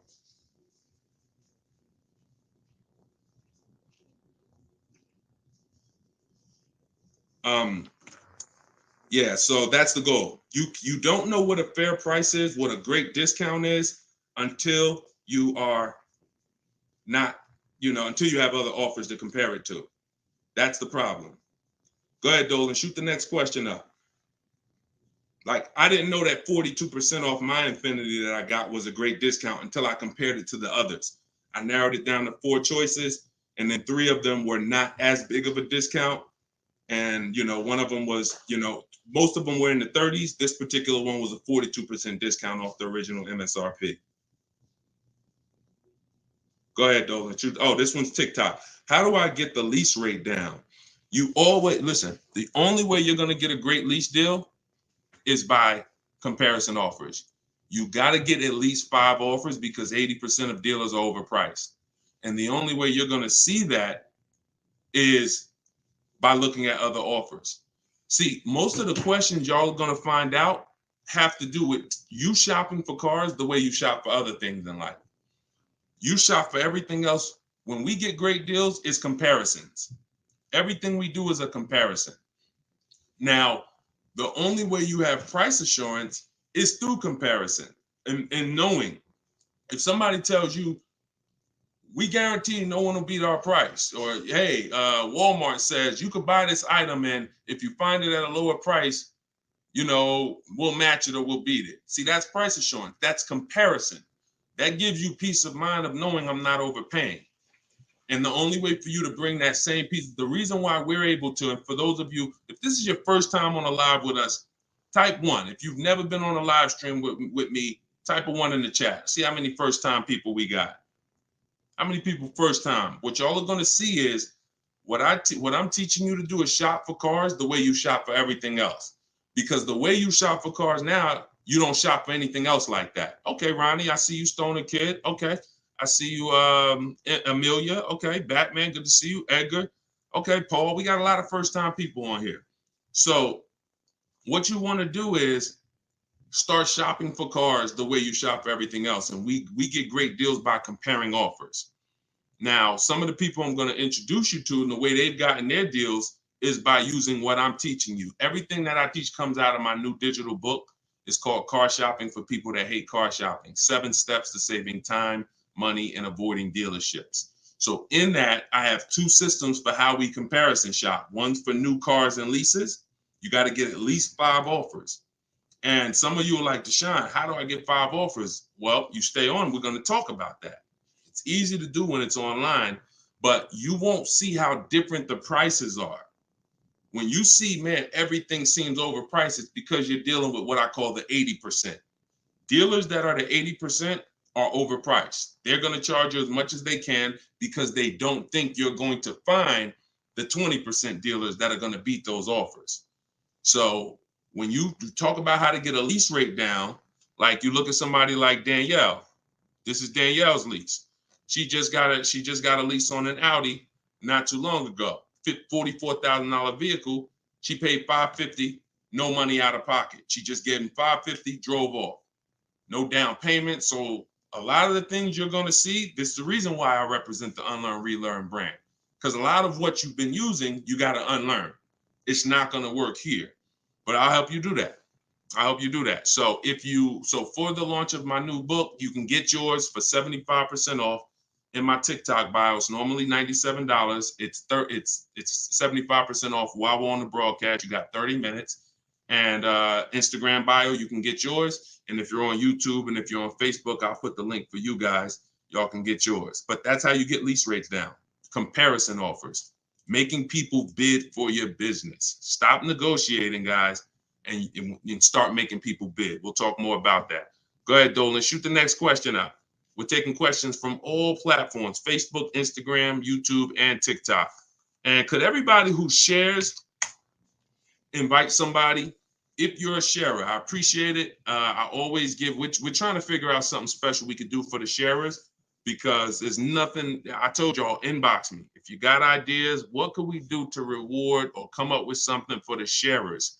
Because you guys are the people who help us spread this message. I appreciate all the new people, but I want to do something special for the sharers. Please DM me ideas of what we can do because we want to make it a regular part of our broadcast. All right, I see you, Sharice. Thank you. All right, go ahead. This one's from TikTok. Can you ask for additional discounts since you're an educator? See, the problem is if there's a rebate, then you'll get it when you reveal it. If there's a first responder rebate, you can't depend on a dealer to tell you about it. Some of the 80% won't tell you about it. Some of the 80% won't give you the whole thing. If it's a $1,000 rebate, maybe they'll tell you it's $500. We don't trust the 80%. When I was in the dealerships, I saw how the 80% moved. The 20% are the people those are the people you have to find. It's not, you can't just walk in. You don't, unfortunately, there's 17,000 new car dealers in this country. They don't have labels on them. There's not one that say, we're the 20% that beats everyone. You have to find them and you need a great a bidding system. You could do it manually by phone, or you can do it my way by email, copy and paste. So, but you're not going to, it's like people who said, well, I have a GM, I get a special price with Ford. I get a special price with General Motors. You can't depend on the dealer you're dealing with to tell you the special price and to tell you the rebates if they have them. The only way you're going to see it is by getting at least 5 offers, and then you'll be able to reveal who gave you the real offer. It's unfortunate, but it's actually better for you, because when who's not a good negotiator? Type not me if you are not a good negotiator. Just speaking honestly, you're not a good negotiator. It's not your thing. I consider myself to be pretty good, and I won't do it. All right, Danny said not me. Okay. Rai, sorry, I butchered your name. Lovey, okay. This is going to work for everyone who's not a good negotiator. Now, I am a good negotiator, but I won't shop that way. I'm always going to get bids, because if you're negotiating with the 80%, they're so overpriced. Even when they drop down a couple $1,000s, you're still overpaying. That's the whole point. That's why it's best for you to sit at home where you're in control. You can use my way, which is email. We copy and paste. I have a strategy in my book. It's called 25 to 5, where you're going to connect with 25 new car dealers. This is only for buying and leasing new cars. This is not for used cars. I have a different strategy for that. But you're going to sit at home. You're going to connect with 25 dealers online in about 20 minutes. And that's going to get you 5 offers using my scripts, using my replies. Now, the manual way to do it is to pick up the phone, call, and speak to at least 5 sales managers. But you need to get 5 offers. That's the only way you're going to see how much money that the 80% were trying to overcharge you. Does that make sense? And it goes with the same thing with military discounts. Doesn't matter. Special pricing, employee pricing. You must shop multiple offers, because you can't trust the 80% to actually give you the real numbers. All right. Go ahead, Dolan. Bring the next one in. We're taking questions from all platforms. Did I post that link? The book is not good for used car. Absolutely. That's just my system. You're going to hear me talk about 2 systems of shopping multiple offers and options. One's for new cars and leases. That's called the 25 to 5. One's for used cars. That's called the multiple marketplace strategy. When we shop for used cars, we have a different strategy. You must shop for your best used car offer in a different way than your new cars. It's very different. They're both in my book. Y'all will hear me talk about them on my videos, on my social media videos if you've seen them, and you'll hear me talking about them on the live. 2 totally different shopping strategies based on your goal. All right, this one's from Instagram. When you walk into a dealership, the salesman comes at you right away. Can you tell him you're just looking for now, and I'll come get you when I see something? Of course you can. So using what I'm telling you, you should not spend more than 30 minutes in a car dealership ever. Tons of people that you'll see, the more you stick around this broadcast and the more you learn and the more you see our community over here. We've been doing this for 3 years, teaching the public. We've got 1,700 people we've worked with personally, a couple thousand books. People are using this stuff. It's not just the saving of money, it's time. You shouldn't be in a dealership if you're not there to test drive, or if you're not, see, we have something we call shopping, not buying. Very different. That's actually step 4 in my book. There's 7 steps. The last step is delivery. Step 4 is something I call shopping, not buying. You have to learn, if you're going to enjoy shopping and take control of your car deals the way I want you to, that when you are shopping, you are deciding what you want. That's shopping, deciding what you want. You can get your copy of the book in my TikTok bio. Everybody got 30 minutes to get it for 75% off. Somebody on TikTok said, how do I get the book?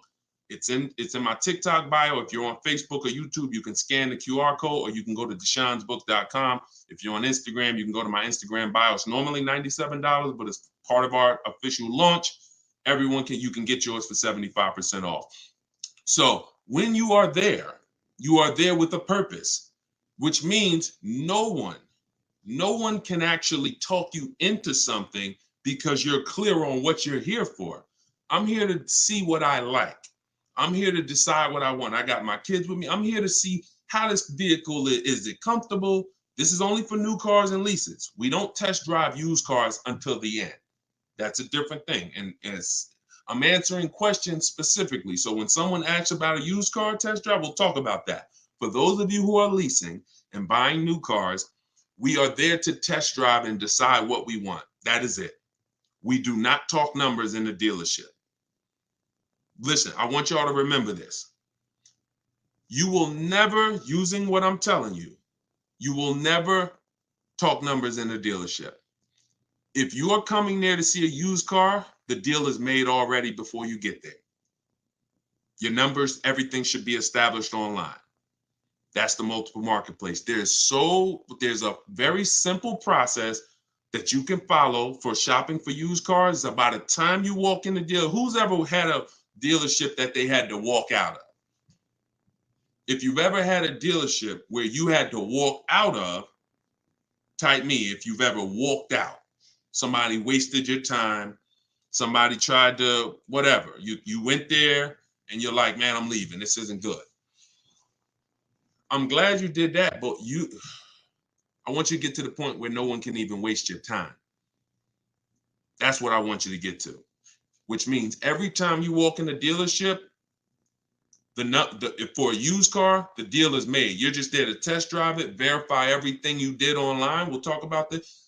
And then you're taking the car or you're locking up that deal, not taking it because, you're locking up the deal. Now, with a new car, you are there to test drive only. I'm deciding what I want. And here's look, you got to be able to ignore this. Let this stuff go. Hey, can I talk to you? Hey, let me just show you these numbers. Hey, we got some real good deals this month. Hey, you know what? Have you seen the specials? Hey, we got a special price. Hey, we're taking off Hey, we're paying over $2,000 for people's trading. Hey, we're buying old leases back. All of this stuff, it got to just be, that junk got to go using what I teach, because that stuff works for other people. It probably has worked on you in the past. Now, you're not going to let people throw you off this agenda anymore. You are literally there to shop, decide what you want, and when you take your card, take the salesperson's card. When you come home, if you like that vehicle, we will be purchasing it and getting multiple offers from home, never in the dealership. Everybody clear? If you're clear on that so far, type clear. Everybody clear on that? Clear? All right, I see you, Dave. Yep, I see you, Danny. All right, go ahead. This one's from Facebook. Carla said, my granddaughter purchased her first car in November 2023. She wanted to lease, but was told she was too young. She's 20. How can she transition from a current car note to a lease car when she turns 21 next year? Great question. Who has a car that they're thinking of replacing? You have a car now. You're thinking about replacing that car. Could be a lease, and you have to replace it. Could be a car you own. Could be a car you're financing. So the first step in my book, it's called 7 Steps to Saving Time, Money, and Avoiding Dealerships. Car shopping for people that hate car shopping. First step is the most important question. We must know whether we're going to lease or buy. You have to see that as the foundation of your car deals. You cannot get a great deal when you should have leased, but you bought. It is impossible. You can't get a great deal if you should have bought, but you leased. So that's the most important question. That's step 1. How many years are we keeping the car? Now, after that, here's what you do. You guys who have a car you have to replace, including this young lady, Carla, she asked, you must do an equity assessment. This is step 2.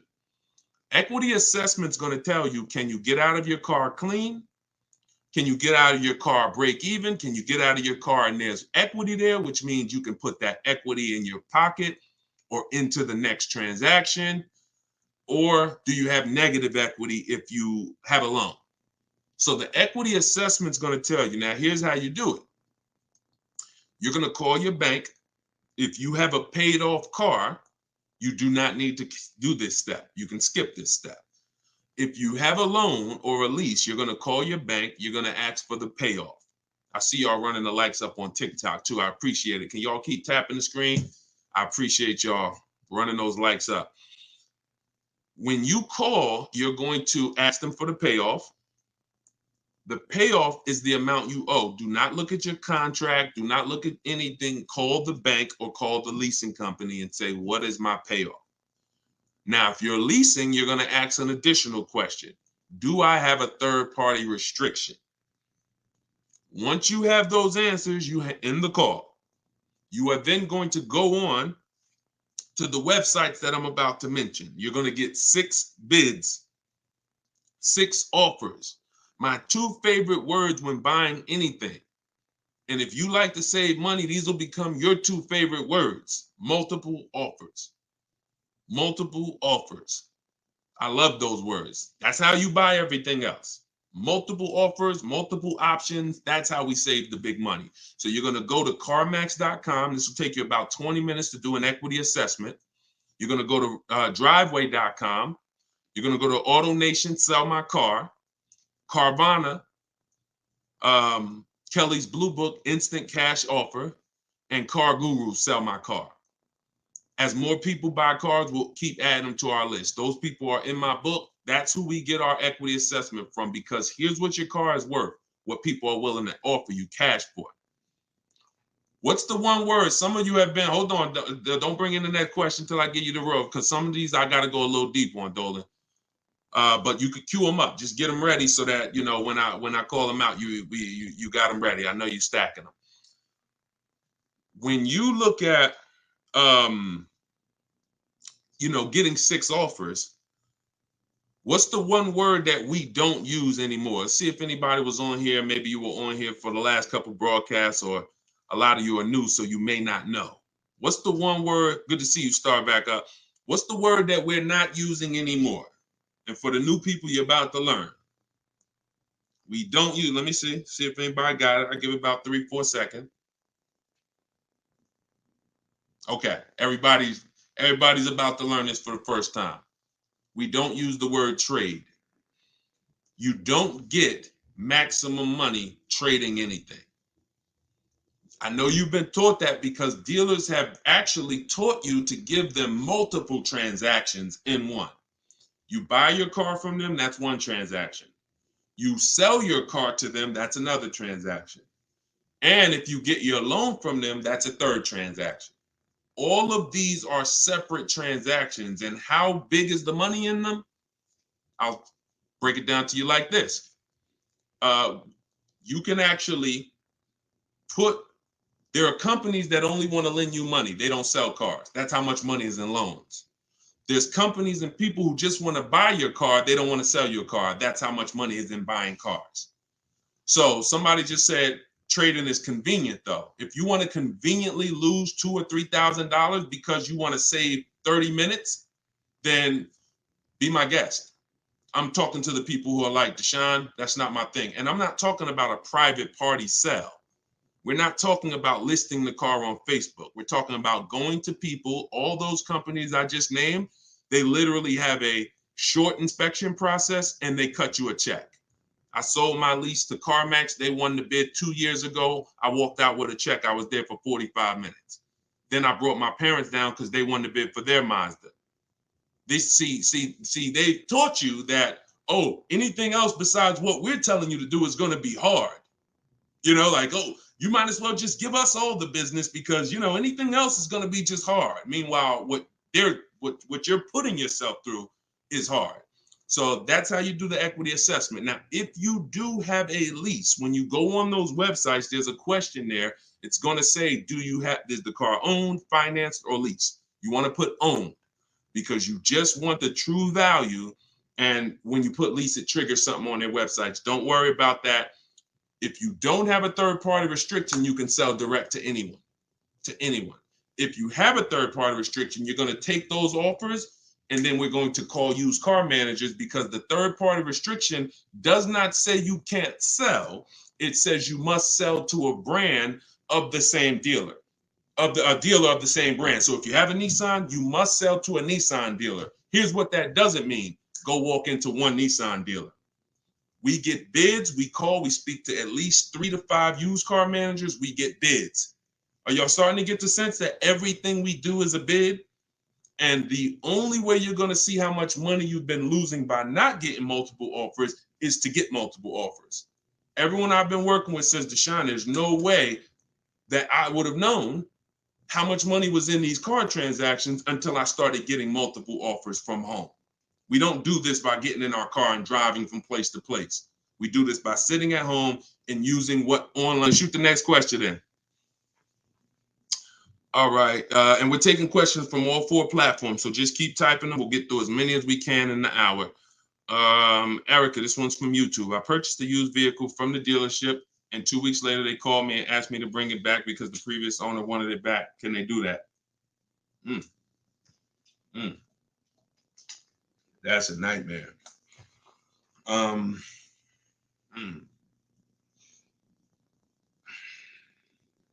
Y'all hear that question? Erica purchased a used vehicle. 2 weeks later, they called, asked to bring the car back because the previous owner wanted it back. So it's less about your transaction, and it's more about if the transaction with the original owner was legally closed. If they left the transaction open, now if I'm you, do you have your paperwork? You have all your loan? And here's the most important thing. Has the loan been funded? Is there a new loan attached to that vehicle under your name? Are they in the process of registering that vehicle under your name? Now, here's where you could be dealing with the crap that the 80% of dealers who are scumbags. This is what they do sometimes. They'll take a car from a customer. They're waiting for the title. They technically don't have the legal right. They have the legal right to sell the car, but there's a loophole there probably because they haven't gotten the title from the owner. And if the owner comes in and says, you know what, I changed my mind, and the owner's holding the title. But what I would do if I'm you, somebody got to call me. I want to look at your paperwork.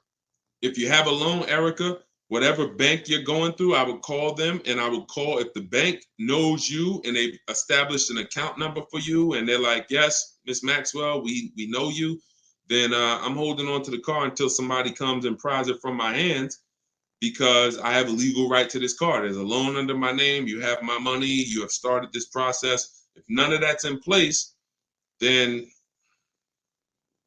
and it sounds like, it sounds like you dealt with a scumbag dealership, but that's what I would do. I'm not just giving up the car because you said, oh, the owner wants it back. The old owner wants it. That's not my problem. You made a deal with me. I have paperwork that is binding, and you work that out with the owner.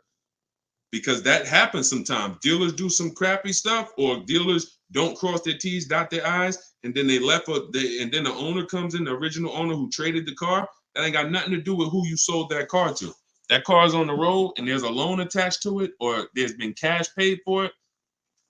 Now I'm holding on to this car until you legally show me that I need to release this car, and I might call a lawyer and see, can I get some damages out of this? Like, this is just, God, the 80%, we got to put them out of business. And the only way you get these wolves out of business, y'all, is you got to starve them. I'm telling you, the more people that shop online, when you learn how to shop online the right way, people like this won't be able to exist. But because most people are still going in the old way shopping, giving them a chance to do this, keep me posted, Erica. It sounds like it's a terrible situation, but please keep me posted on that. Go ahead, shoot the next one in, Dolan. This one's from TikTok. What's the best practice for buying a car after bankruptcy? If the bankruptcy's been discharged, start rebuilding your credit. I've seen people who went through a bankruptcy. Once it was discharged, they started building credit immediately, and they were up to a 700 score in a year. So, it's the key is not to come out of bankruptcy and start buying stuff. The key is come out of bankruptcy and start rebuilding your credit, because if you can do it relatively quickly. Everyone should be following Shonda Martin. Some of you may know her. She's all over all these platforms. She does what I do, but she does it for credit. She'll do lives. The girl is brilliant, and I tell everybody about her. But that's the whole thing. You should be rebuilding your credit. You can do it quick. Get yourself up to a high 600-700 score, and then go and get a car. That's what I do. Go ahead, Dolan. Shoot the next one in. It's another one from TikTok. How do you feel about buying a car with a credit card? I don't. Credit cards are 20-something% interest. I don't carry a balance on my credit cards. Shonda doesn't recommend carrying a balance on her credit cards because the interest is exorbitant, and we would never buy a car with a credit card under any circumstances. Instagram. How do I keep my credit score from taking a hit each time I shop for a vehicle? Okay, good question. Let's go into detail on something I call the bank bidding war. Okay, this is something that I'm sure, unless you guys have been on here before, you've probably never heard. So you heard me say everything is a bid, right? So the same way we make dealers bid for who wins our business, who's going to sell us a car, same way we make the companies bid on who's going to buy our car, that's the same way we make banks and credit unions bid. 1 point on an interest rate on a $30,000 loan could be $1,000. So we're looking, so we take interest, we take shopping for car loans as serious as we take getting bids for the new car. There's thousands of dollars in loans. Remember what I said about 15 minutes ago? There's people who just want to give you a loan. That should tell you there's a lot of money in loans. They don't sell cars. So if there's a lot of money in loans, you're going to see this isn't about relationships. You're either going to be a relationship person or a money person. If you want to be a relationship person, type R. That's going to cost you money in what I'm telling you. If you want to be a money person, if you want to save all the money that you should be saving, type M. That's going to come at an expense of relationships, because your bank is not your friend. They're in the business of making money. All right, I see you, Jennifer. I see, all right, a lot of people typing M's. Listen, if you used to go to dinner with your car salesman, invite them to the barbecues, that's going to change when you start getting bids. Unless he just wants to compete. If he's willing to compete, then it won't change. But going back to what Cindy's asking, how do I keep my credit score from taking a hit? So there's a way you do this bank bidding war. There's 3 rounds to it. 3 rounds to it. The first thing we're going to do is check to see, are there any special interest rates for the car we're shopping for? Because if the bank is offering you 0%, 0.99%, this will only come from the company that makes the car. This won't come from a bank or a credit union. When you see 0%, 0.99%, it's like a finance rebate. It's like they're incentivizing you to finance, giving you very cheap or free money to use.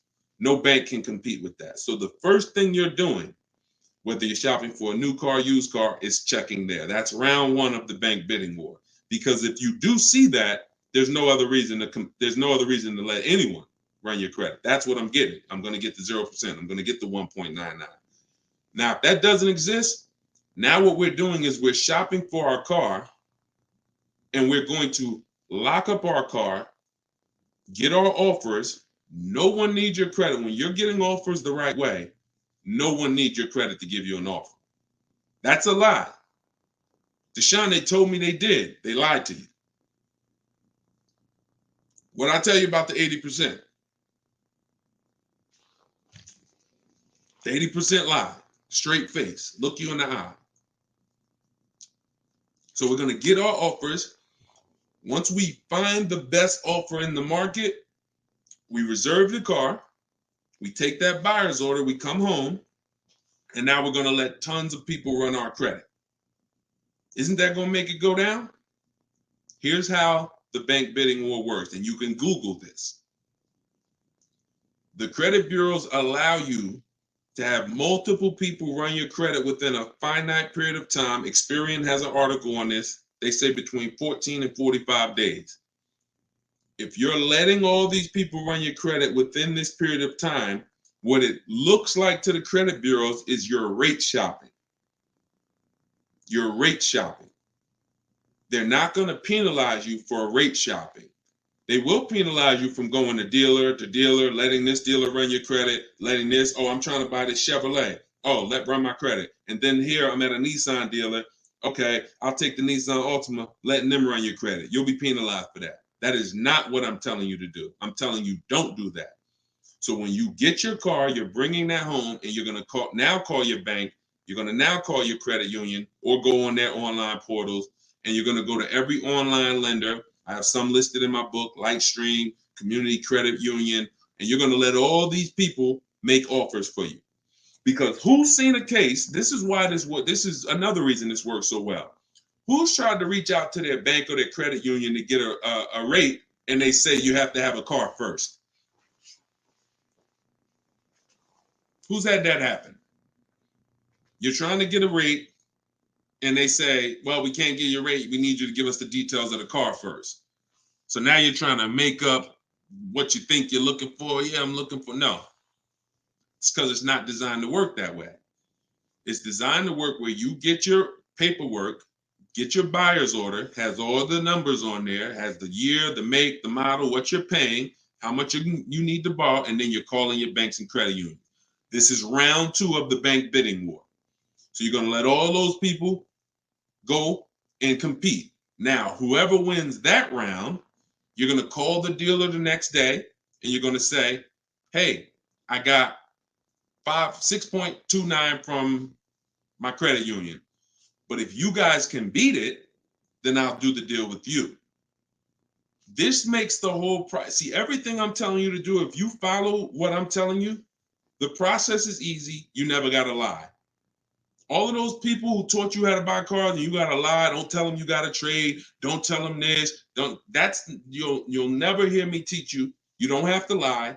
And the dealers will enjoy working with you to 20% because you're now giving them an opportunity. And it's very different, y'all. When you got a car, when you have a finance manager who's trying to beat the rate you got, here's the difference. And we'll get ready to queue up the next question, Dolan, not yet.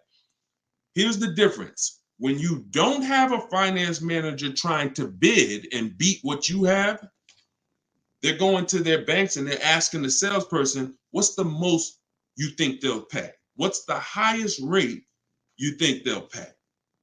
All right, quote them at this, and then let's see if we can negotiate on the rate. That's what it is when you don't have an offer. But when you give them that, when you found your car, locked it up, and then you call the salesman or you call the finance manager and say, hey, I got 6.29. If you can beat it. Now, here's what they're doing. They're reaching out to all their 10, 15 banks and saying, let me see if I can beat this rate. Very different. And only one or two things are going to happen. They're either going to call you and say, hey, look, I tried my hardest. I can't beat the rate. Thanks for the opportunity, but you got a great rate. In which case you have something that we want, which is who knows what we want. When it starts with a P, this is when we guarantee we paid the best price for everything. Who remembers? Well, I can't say who remembers because we get new people on this broadcast every day. I swear. All right. Price assurance. So when y'all hear me say price assurance, what that means is you don't drive off anymore hoping you got a good price. Talking to your spouse, hey, you think we could have did better? You think this interest rate was too high? Could we have got a better interest rate? No. Price assurance means you guarantee you couldn't have paid a lower price for the car. Nobody could have paid because you got bids. Nobody could have gave me a lower interest rate because I got bids. Nobody could have gave me more for my old car because I got bids. That's the only way we get price assurance. And all of this is done while you sit at home. So this is in my book, Car Shopping for People That Hate Car Shopping, 7 Steps to Saving Time, Money, and Avoiding Dealerships. If you want everything I teach in one spot, it's there. You can get your copy for 75% off. It's normally $97. And you can go to my TikTok bio. It'll be in your inbox in literally 5 minutes. The reason it's a digital book too is because things change. Vroom just went out of business a couple months ago. They used to be one of the people who competed for our business. If you guys had, your book and you had bought it and then it was a print book, because some people say, Deshone, is it in print? This is the reason, one of the reasons why it's not. If Vroom is in that print book, what happens? Now I got to jump on live and say, hey guys, volume 2 of my book is out because things have changed. Get your volume 2. I don't want to do that. You get this one time, and then I update it when Vroom went out of business. I updated the master file. Everybody who opened their book, no matter what, it was relevant. And that's one of the biggest reasons why it's a digital book. So you can grab your copy for 75% off, but you got 30 minutes. Once the timer is 0, it goes back up to 97. In my Instagram bio, in my TikTok bio, or you guys can, I'll put the link right here for you guys on YouTube and Facebook. You can go to deshonsbook.com. Oh, wait, I put the wrong one. I put it in my bio here. All right, Dolan, you can queue up the next question. Keep typing your questions, y'all. We got some more time. We're going to try to get through as many as possible. And we're pulling them from all platforms. We're on Instagram, we're on TikTok, we're on Facebook, and we're on YouTube. So we're pulling questions from all platforms. This one's from TikTok. Can you use the equity in your lease towards the purchase of a used vehicle? Most certainly, Eddie, the equity is yours. Once you identify your equity and you know how you're going to get it, who you're selling to, you can either put that money in your bank account or you can use that as a portion of you can use that towards your next car deal. That's your money. Your money. Go ahead, next one. This is another one from TikTok. I need a bit of advice. My son totaled his car. It was a loan Honda. Should I lease or buy this time around? I'm looking into maybe lease an electric vehicle, but I never have leased a vehicle. Okay, it's a very good question. Should I lease or buy? Let me show you. Some of you, let me show you this. Let me ask a very important question. In my book, this is called Step One. Whenever you hear me say the most important question, this is what I mean. It's the first thing you do.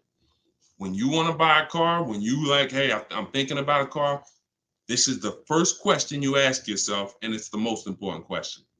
How many years are you keeping the next car? Come on in, and everybody type your comments.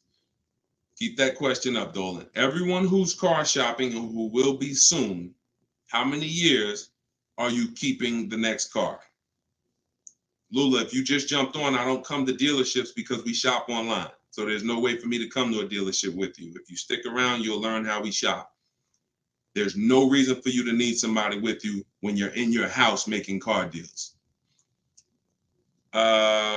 Everybody answer. Everyone who shop, I want you to actually think about this. How many years are you keeping the next car? We're answering that question, Rob. Just tap into the broadcast and what I'm answering before you, because we're literally answering the question someone just asked, should you lease or buy? And the more you stay on the broadcast, because many of you are in the same situation, the more you're going to see someone's going to ask the same question as you.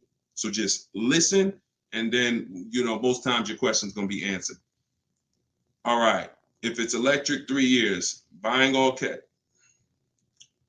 How many years are you keeping the next car? I got to just pay attention to the people that are listening. I'm sorry. All right. Hyla, I see 3 to 4. Vivian, I see 3 years. All right. 6 years. Okay. 3. Okay. 8 years. Okay. So the first question you're asking yourself, should I lease or buy? You're going to replace that question with how many years am I keeping the car? Now, if the answer is 8 or more, then you should buy. I'm going to tell you why. This has nothing to do with how you're paying for the car. A lot of you may get attached to, if I'm paying cash, does that change anything? If I'm getting, it doesn't, because the expense that you need to avoid that's losing you the most money is what I call the unseen expense. It's depreciation. So let me break this down for you very quickly. If you have a $35,000 car, you buy it today, what is that car worth a year from now? Even if you don't drive it, you got a $35,000 car outside in your driveway right now, brand new car. What is it worth a year from now? You didn't drive it 1 mile. Is it worth 35? Is it worth 35? No. Let's go deeper on depreciation, because now we're starting to see with that first question. I'm going to ask you some more. You have to see this is the unseen expense. You buy a car today for 35, you take it back to the dealer in 3 days. Is it worth 35? No. So what does that tell you? There's some expense there, whether you buy or lease. Many of you have been taught, I could just buy a car because I could drive as much as I want. Let's throw another one in there. You buy a car today for 35, you put 30,000 miles on it. Isn't it worth much less a year from now? So this is the unseen expense, and this is how it's working against you. You got to look at depreciation like this. See this curve? This is where you are the day you buy the car. This is what you pay for it. This is how it's dropping over 5-6 years. So now the beautiful thing is long-term owners who has a car outside that they've had for more than 8 years. Type me. Some of you might have been 10 years. Some of you might have been 20 years. this is what you have to see. If you're getting rid of your cars anywhere in this 6-7 year mark, you're losing money. It's no way. It's no way you can replace something you bought and it's dropping like this. But here's the beautiful thing. For those of you who are like, look, I had my car for 12 years. I had my car for 8 years. I had my car for 10 years, 16 years. This is where you're at. That's how your car is losing value. See, the car you have that you've had outside for 10 years, what it's worth today, a year from now, isn't it going to be worth about the same thing? Right? Talking to you long-term owners who keep your cars, you're winning. See, because you've reached the reward. You've reached the reward for buying. The reward for buying is to get to the stage where your car a year from now is going to be worth about the same of what it's worth now.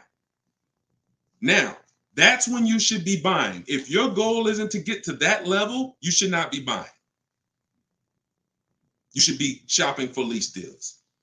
Because there's only two ways to beat depreciation. What I just said, and some of you might be saying, Deshone, I can't, I'm not keeping a car that long. You should not be buying cars. You're not getting to that level. You're not getting to the winning. The winning is that. Got a car outside, paid off, barely losing value. It was worth $9,500 last year. It's worth $9,000 this year. That's the reward.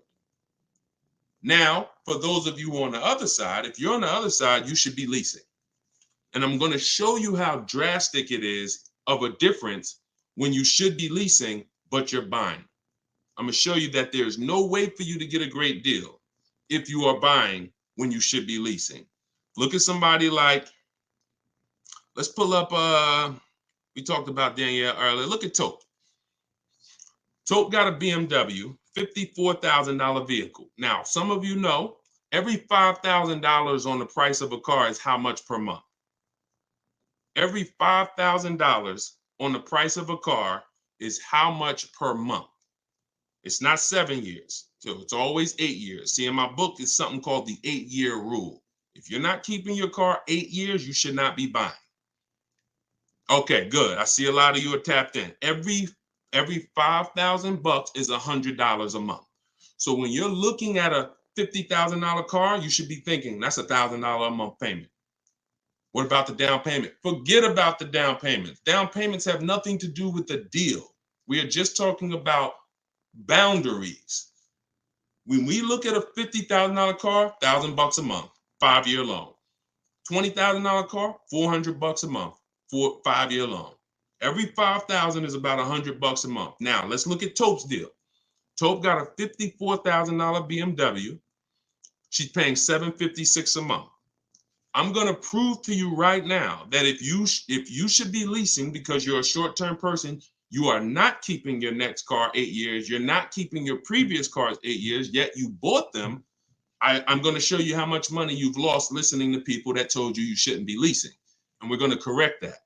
So Tope got a deal, shopping multiple offers the way I teach. She got multiple offers. She got $690 a month. That's a 1.26% lease. $690 on a $54,000 vehicle.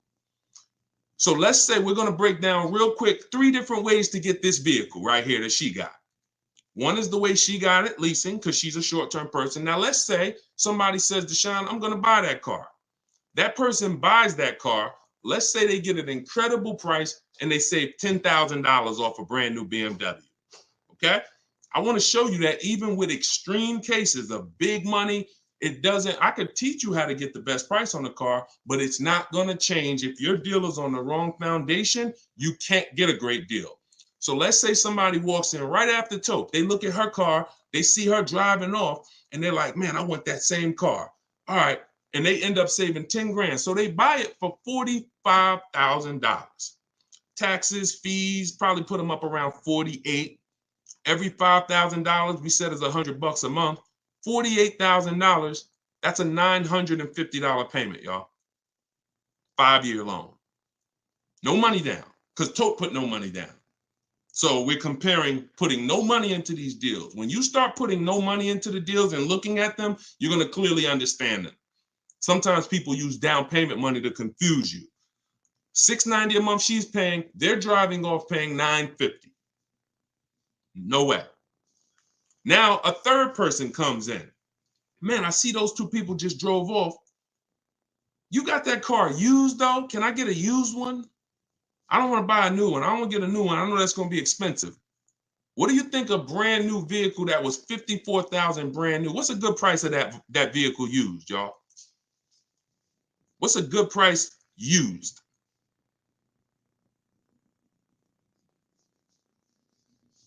I want to hear. Somebody throw something out. 40? Okay. 40? I'm going to take the lowest number. This is how it's going to, I mean, it's not going to be 30. Okay. A $54,000 vehicle. You're not, let's take 21. Okay. No, all right. I can't, we gotta use like real answers. So you're not getting a $54,000 vehicle. Oh, maybe I should preface 3 years old, right? Let's say 35. Let's say 35, right? That's pretty conservative. 54,000 new. They find one for a great price. It's a used car. They get it for 35. Every $5,000, $100 a month. What's the car payment? 700. 700. So you have Tope, who's driving off in a brand new BMW, $690 a month. You got the person who bought thinking it saved $10,000, got an incredible discount, $950. And then you got the person who got a 3-year-old BMW. Warranty will be up next year. They're going to be on their own. They're paying $700. That's what I mean. I told you I was going to make it very clear for you that when you should be leasing, you cannot get a great deal. I don't care how much money you save off the car. I don't care if you buy a used one. When you should be shopping for great lease deals, you're not a long-term person. Now, here's where both of those people can beat Tope. Both of those people can keep their cars 8 years, long-term, pay the cars off. Now, we see them down the line, and now they're winning. And it's not that Tope is losing. It's just that they've all won now.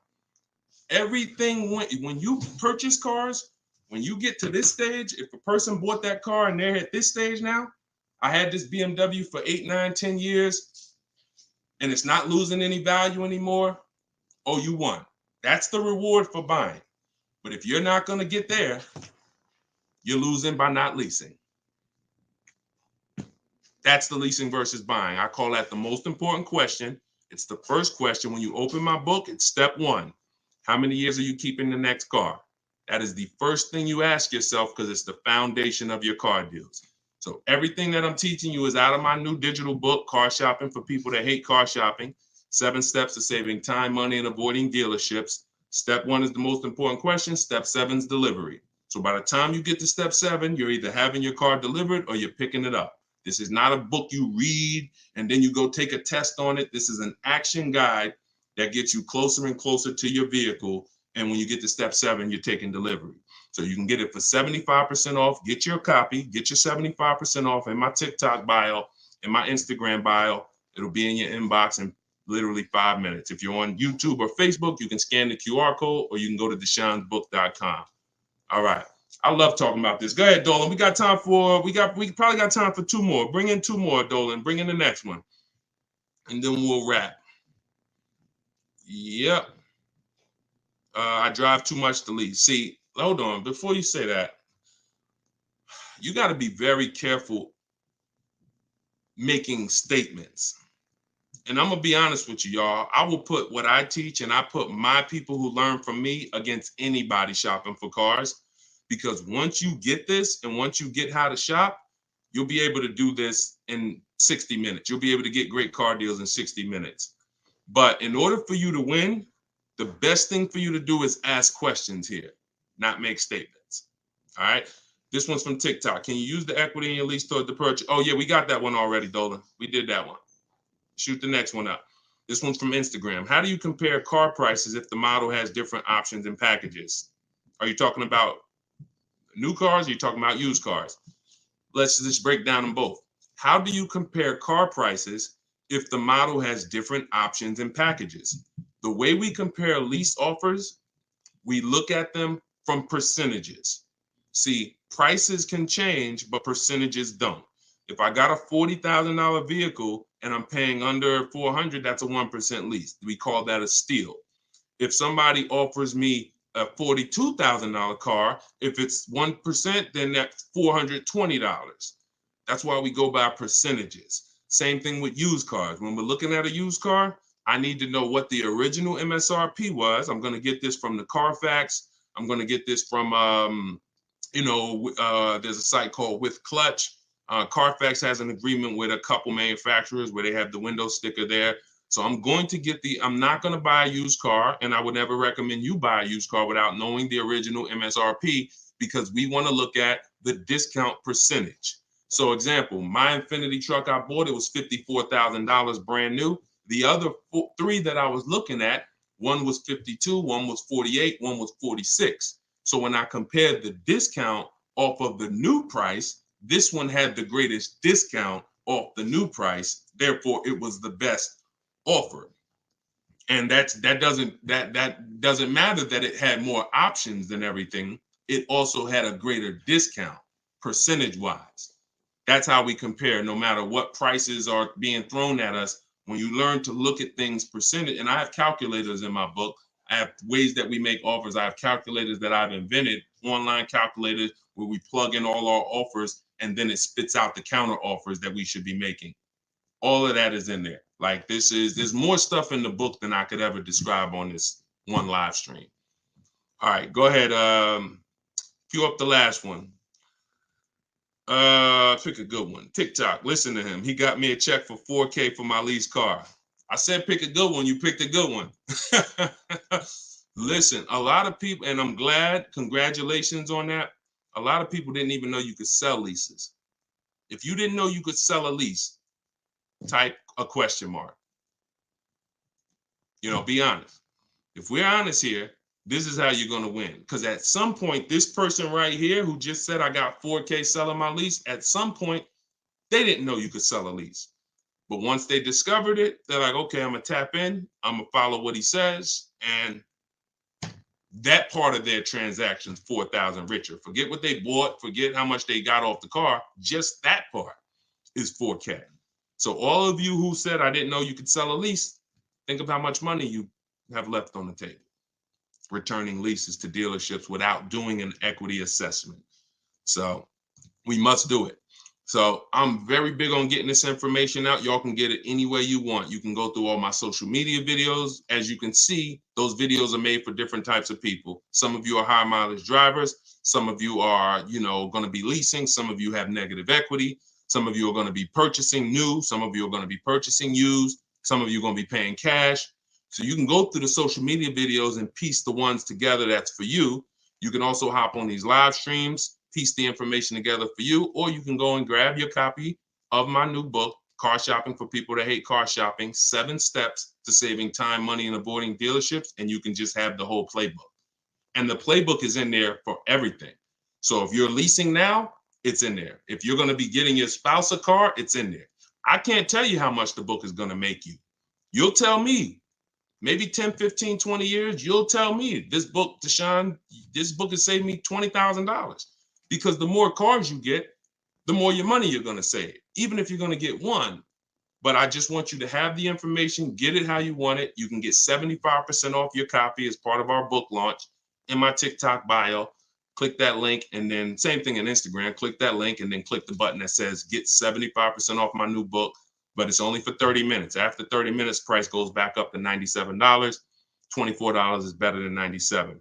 So, and I'll put the link one more time for you guys on YouTube and Facebook. You can click this link here that says Deshone's book. I just posted it. Or you can scan the QR code. If you might be watching us on a television, you can just scan the QR code with your phone, grab your 75%. So this is what we do. Whenever you see me live, I'd encourage you to invite a friend, tell somebody. If you see a coworker and they're like, man, I got to buy a car soon, invite them to one of our streams, because we get very, very detailed about showing you all the money in your car deals and making sure you know what you're doing. Please, if you're not subscribed to us on YouTube, we got a lot of things coming to YouTube. We're going to be time stamping these questions in future episodes so that you can easily navigate through previous episodes and find your answers. So everything is Deshone the Auto Advisor. Make sure you subscribe to YouTube because we got a lot of stuff coming there. But other than that, have a great day. I'll see y'all in the next broadcast. Everyone who got the book, use it, win with it, and make sure you DM me or email me your success stories. I want to see your deals. Email me your deals, not just your cars. You're going to love it. Once you start making deals and you're confident with the money, you're going to be so excited about sharing the numbers, you might forget to tell me what car you got. You know, Deshone, look at this price I just got. Oh, by the way, it was on this car. You know, so that's what we want. All right. God bless y'all. I'll see you soon.